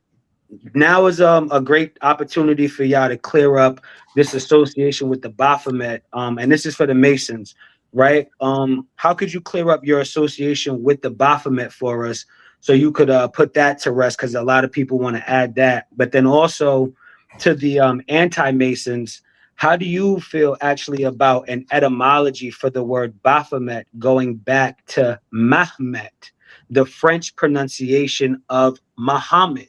So Muhammad just came up, right? There is an etymology for Baphomet that goes back to the French Mahmet, right? So if you're saying that a lot of this masonry has its origins in France, the French were pronouncing Muhammad as Mahmet, which becomes Baphomet. Those are for the anti-Masons. For the Masons, what is the association with Baphomet, and how can you guys clear that up? Thank you. I cleared that up already. All you got to do is look up the Taxel host, Taxel IL, I believe, the Taxel hoax. So it was a quote, but it wasn't a quote about Albert Pike. And some guys just made some stuff up. And just look up the Taxel hoax. It's real easy. That's easy work. That was a vague explanation. I'll take your word for it, but I have to put a lot of trust in you based off of that very vague response. Look But up I the got you. Taxel hoax. You don't have to take my word for it. Just look it up and read it. No problem, brother. That's what I'm saying. No problem. I don't like saying things. I would rather show people stuff that they can read, because if I say it, you'll say, well, I don't believe you, or you have a good reason to lie. They trained you to lie. So no, I'm not one of those. I tried to clear that up earlier. I'm not one of those types of people. I'm not saying you personally, brother. I'm No just saying problem. I get that a lot from people. So I just say, okay, well, here's what you need to go read. Read it for yourself. Credible sources. Just look it up. All right. Let me go to Beard. Do you want to respond to that? I would say, well, if you're gonna talk about Baphomet, I would say every religion on the face of this earth has origins inside of the Baphomet, whether they want to admit it, believe it or not. All right. Where's the anti-Masons at? Because he asked y'all a question too. All right. Let me go to Apostle. He asked you a question too, Apostle. Yeah. My question. No. He asked you a question, Apostle. God, only if they know about it. Someone brought up France. No. Listen. He said, question for the anti-Mason. I didn't. Well, okay. When he was saying the thing about France, I'm not gonna speak on something I don't know about. I'm gonna look into that and see where that stands. That's the first time I heard that. So all right, hold on, Apostle. Hold on. Brother Lai, did Brother Lai speak yet? Yes. Brother Lai, you want to say something? Well, the question that I have was, they're saying that Baphomet and the name for the name Muhammad. Are you gentlemen speaking about the Prophet Muhammad or just the name Muhammad? Yes, from what I came across, the Prophet Muhammad was being called Mahmet by the French. That Mahmet turns into Baphomet. The brother below me seems to agree. Maybe he has some information on this topic. So basically what you're doing is you're drawing a lineage between the Prophet Muhammad and Satanism. No, that is not what I'm doing. No, I just want to get clarity. That's why I'm asking, brother. Right. This is the etymology for Baphomet. So what this would tie into is that French connection. What it would tie into is possible Islamic practices being adopted by the Templars. Then the Christian world demonizing the Templars for practicing something outside of Christendom. And this etymology being a transformation of this Islamic thing turning into Masonry lore. So that's the possibility here, which is why I'm asking whoever brought up that the Masonry rite got centralized in France, then moved on. That's interesting to this Baphomet Mahmet etymology. That's why I wanted to ask the person who brought up the French part of this conversation, because there's an etymology that connects France to Masonry to Muhammad. Man, y'all better leave God energy alone, man. Really. All right, Apostle, what you got for us, man? Yeah, I just wanted to respond to the thing when they said, do y'all have any sources? It's Asa time now. So might it be the both of the travelers on the panel, man. Say a prayer for me, brother. My God, man. I mean, say a prayer for me, brother Lai. He don't want to bless you, Side. What's up with that? He don't want to bless me, see? That's them Arabs. sa.neter, Chuck Morgan gave you a super chat of $20. Yeah, I seen it. I highlighted it. Oh, okay. Yeah, it was highlighted. All right, let me, who's hold up, man, y'all just interrupted my talk. Apostle, you should never say that, because you interrupt everybody. Everybody. Never say that. You called on me. And while I was talking, Locke started talking, and then you started talking. Okay, go ahead, Elder. You got the flow. Go ahead, Elder. You got the flow. Go ahead. Damn, man, this is crazy. Just go, man. I'm responding to the thing about sources, about Luciferianism, Baphomet. If I had sources on the Luciferian connection to Masonic, to the Baphomet, the whole world would be known about it, not just me. And most of y'all would be shut down, if not locked up. If I had proof about what is being said. So the fact that you are asking me for something that you know obviously I don't have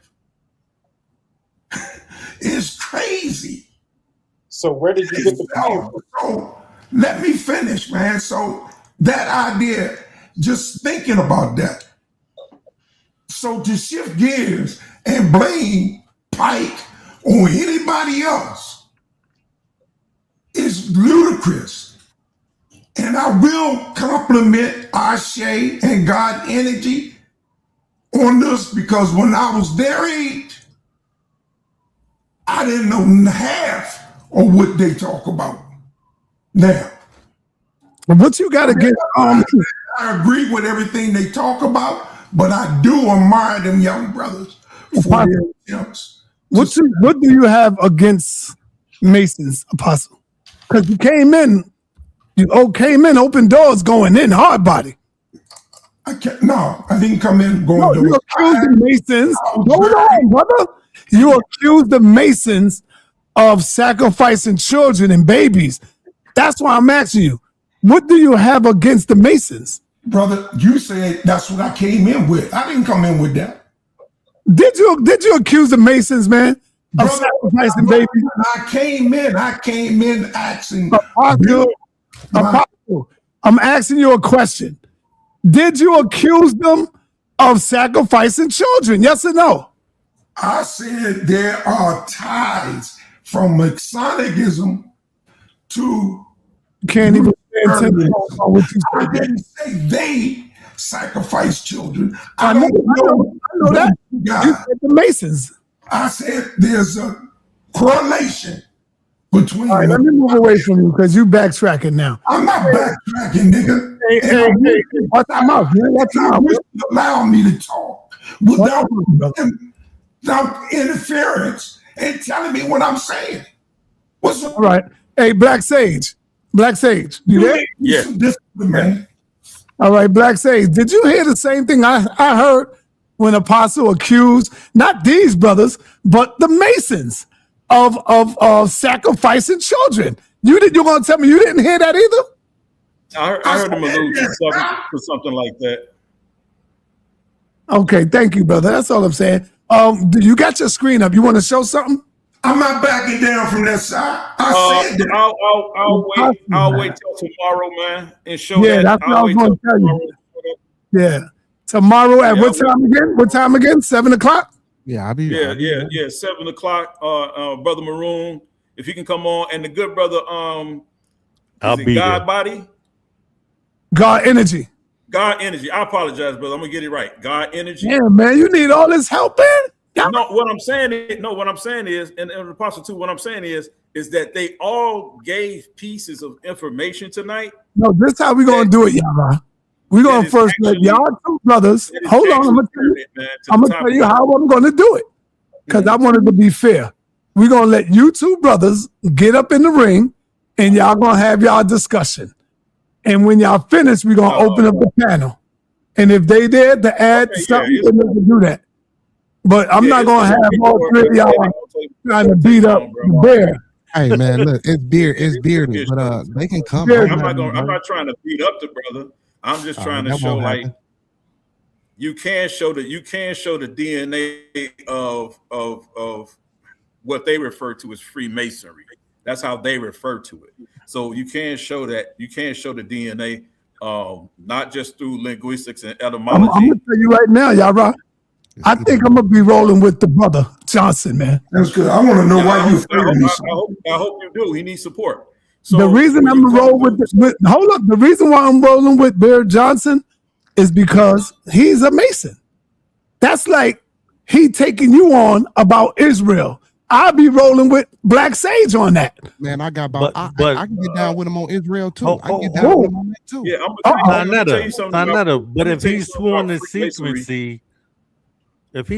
secrecy, how you gonna take his word? He's sworn to tell you other than the truth. He's gonna be a Mason. So where do you get that from, brother Maroon Nation? Where do you get that from, brother? Where do you get that from? So listen, Freemasons themselves. So listen, brother. If we're having an open discussion about Freemasonry, we can talk Freemasonry. Now, if you want to know what I do inside of my house, that's none of your business. Now we're going to. That's right. Now we're going to stick to the topic, and I'm talking to Yara too. If we're going to, because you're anti-Mason, if we're going to stick to the topic of Masonry, the origins, where it come from, how it started, what different versions of Masonry do, we can do that. Now, if y'all want to get into rituals, handshakes, what I say to my brother, that's none of your business. So I will not be elusive and evasive, brother. Okay. Hey, bro, do you attend a lodge in Chicago? Yes, I do, brother. Most worshipful. Which one? Man, listen, man. That's irrelevant. That's irrelevant. Because I'm from Chicago and I have family. Y'all right. You ain't been to Chicago. They ran you out of Chicago, y'all right. They ain't ran me out of Chicago, bro. Please, you ain't been in Chicago in years. You're crazy. I was in Chicago last weekend. What you talking about? Man, most worshipful Prince Hall Grand. But listen, bro. I got family, man, that are 33rd degree Masons, man. I lived for 2 years with a cousin of mine who was a Mason. Like hey, sa.neter, I interviewed Due to Knowledge on my channel years ago. Who's that? You don't know Due to Knowledge? Nope. Okay, I'll show you. Like, one quick second, brother sa.neter. I want to let the audience know that Dr. Charles Finch is the ancestor. Oh, okay. Yeah. Condolences. Yeah. Hey, condolences to Dr. Finch. He worked with. Okay, I want y'all to know who I got coming up on the smoke session tonight, and I will be the one smoking them. I got Moses 777 Easy work on the smoke session tonight. Apostle shaking his head. And the first person he brought up, he's scared of you, Apostle. He is scared of you. He said, please, sa.neter, don't let Apostle come. He said, please, don't let Apostle come. I said, no, I can't do that. I got to let her. It's a smoke session. I got to let him come in and question you. He said, but don't let him dominate the show. I said, he ain't going to dominate. I got it. I let him come up and ask his questions and shit. But anyway, we got the smoke session. We got Moses 777, and he's going to be talking about why we need to pack up in Exodus back to Africa. That's what he's going to be talking about. Why it is so important for us to get back on that train and get back to Africa. Tell him as soon as he's ready to leave, I'll go with him. Well, you can say that in the show. Yeah. Hey, sa.neter, he got to show a passport first. Yeah. Yeah, who's that speaking? It's Fedup. Go ahead, Fedup. So Apostle was saying that if he had evidence that Masons were Luciferians, right? And so I'm asking him, if you don't have evidence of it, where are you getting your information from? Good question. Information and evidence are two different things. Everybody knows that. He asked you where you getting from your evidence. That's information, but not evidence. He asked you where you get your evidence from. No, I told him I didn't have evidence. Either or.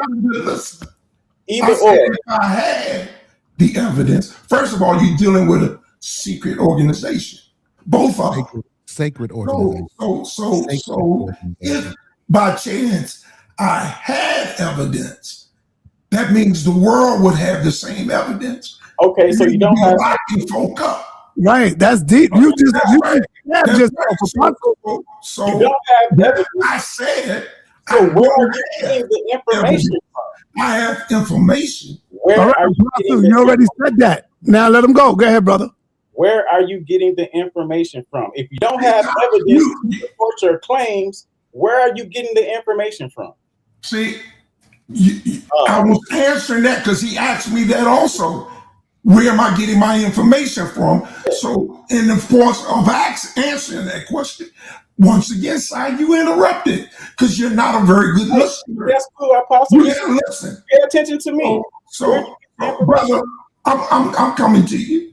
Thank you, brother. I get my information from different sources and reliable places, like everybody else do. Can you reveal the sources? Can you reveal the sources? Internet, books, reading, talking to people that know. Yeah, all of that. All of that you know better than I know. And the point is, what's your dues, man? Not mine. Do you pay dues? I pay dues yearly. Thank you. And that's the reason why they need you. That's your job. Yeah, your landlord needs you too. Don't you pay rent? Don't you pay rent? That's cool. But that's the question is, where are you getting your information from, and can you provide those sources? Yes, I just said from talking to people, from reading, from looking at the internet, from hearing interviews, all this kind of stuff, man. Information come in. Now, don't act like that's strange. From what you read, I had complete evidence, because if I did, majority of those that's involved would be in jail. Brother, you lying. Because I would be making 911 calls. Brother, I'm asking so the problem is, all right, Apostle, that's enough. Let Don't go in the let it go, bro. Let it go, bro. He ain't gonna get that. I want to ask Maroon, why is he an show me the information? You can post it in a chat. You can put it in a back chat. There you go. He's asking you to show him the information. Share your screen, Apostle. Share your screen. I don't have anything I don't have anything in my back chat. I wasn't looking for nothing. But over the years, man, I'm 70 years old. You think I don't talk to people? You think I don't know people? The point is, what I'm saying is hurting you, that you can't stand it, and you keep asking for something that you know I don't have. How do I know? Matter of fact, I told you, I don't have no direct evidence of nothing. I'm just trying to prove you wrong. Stop all this stinking. Why are you asking me like you got me in a got? I got you in the got you. That's why you acting the way you acting. I'm just waiting. Other than that, you will be ignoring me. But like they say, the hit dog hollers. Present information. That hit dog hollers. All right, Apostle, that's enough. That's enough. Just say you don't have it. He asked you a simple question. He said, where are you getting information from? Hey, and maybe Yara can get all right. All right. Information side. Maybe Yara can help him out. Yeah, let's go, Yara. You on the call now, brother. Yara? Yeah. You want to ask Yara the same question, brother? Yeah, I can. For any of them.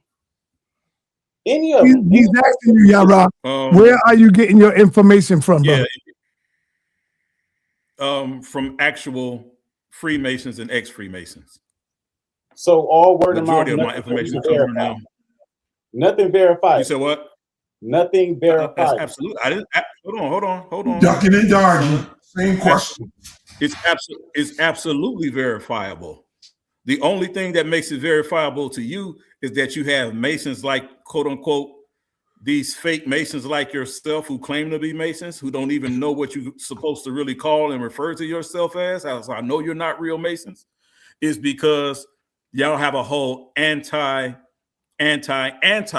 campaign that exists on the internet. And that's all y'all read.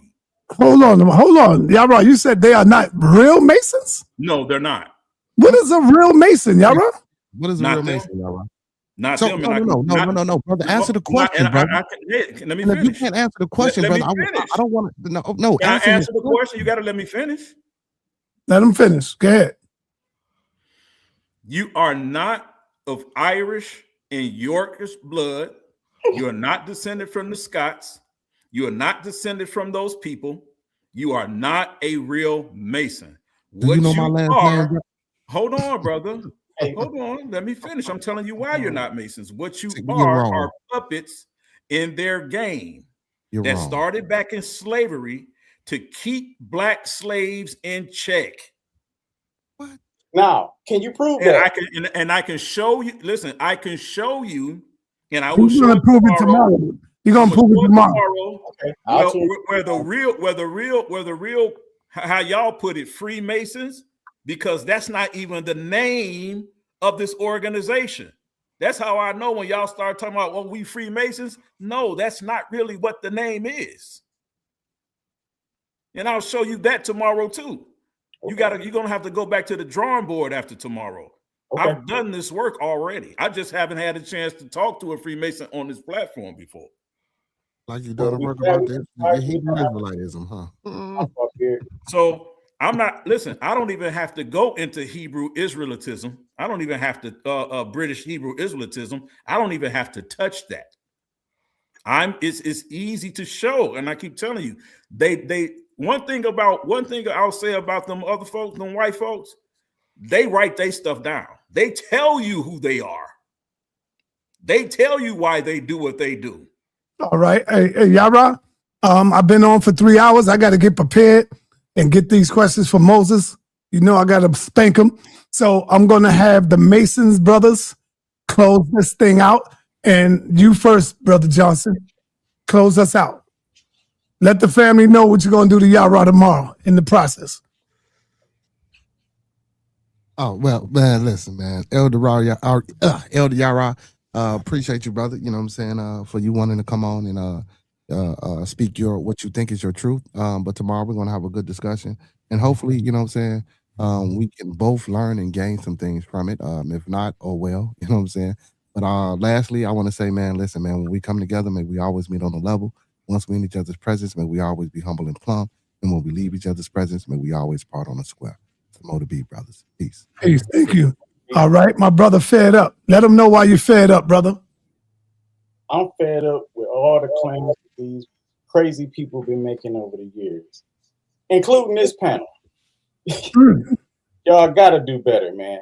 So go back, look at my presentation. If you can find a flaw in it, I challenge you. I challenge you. Now, as far as all this Luciferianism and all that bullcrap, if you can't provide source material for us to critique, be quiet. All right, there you have it. I'm going to say peace and black power to everybody. Thank y'all for coming through. Stay tuned for tomorrow, 7 o'clock. Tomorrow, on and popping. All right?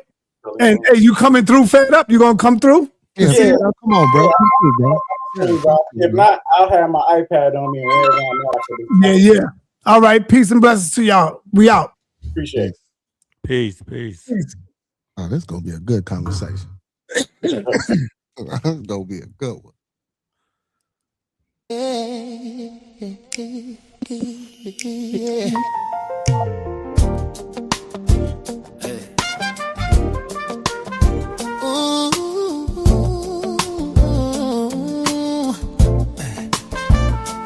That is for my sisters trapped in religion.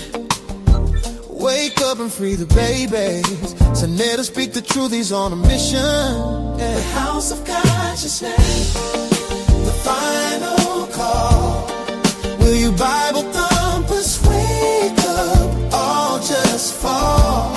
The house of consciousness, the final call. Stop believing in fairy tales, especially Paul. I use the Bible like like a lantern in the night, trying to wake up my sister. True light, the house is closing in, it's a total mess. You ignore my wisdom, the ultimate test. Step inside the HOK, it's the toughest terrain, where the truth hits hard, the cuts bring pain. I try to wake you with the word in my hand, to get you to the truth, to help you understand. I gave you the scriptures, chapters and verse. I gave you the keys to break the curse. I gave you Torah to unlock with keys. Break the mental chains and be free. The final call. Yeah, will your Bible thump is wake up, all just fall. The house of conscience, the final call. Stop believing in fairy tales, especially Paul. They call you apostle like you a prophet of God, telling lies and fooling people can't be that hard. You're preaching from YouTube looking for a handout. I'm standing on family trying to bring the truth out. Welcome to the HOK, where the truth resides. No more hiding in the pews where the dies. We speak against the Bible just to wake the inner sight. Come inside the HOK doors, we bring the light. The house of consciousness, the final call. Will your Bible thump us? Wake up, all just fall.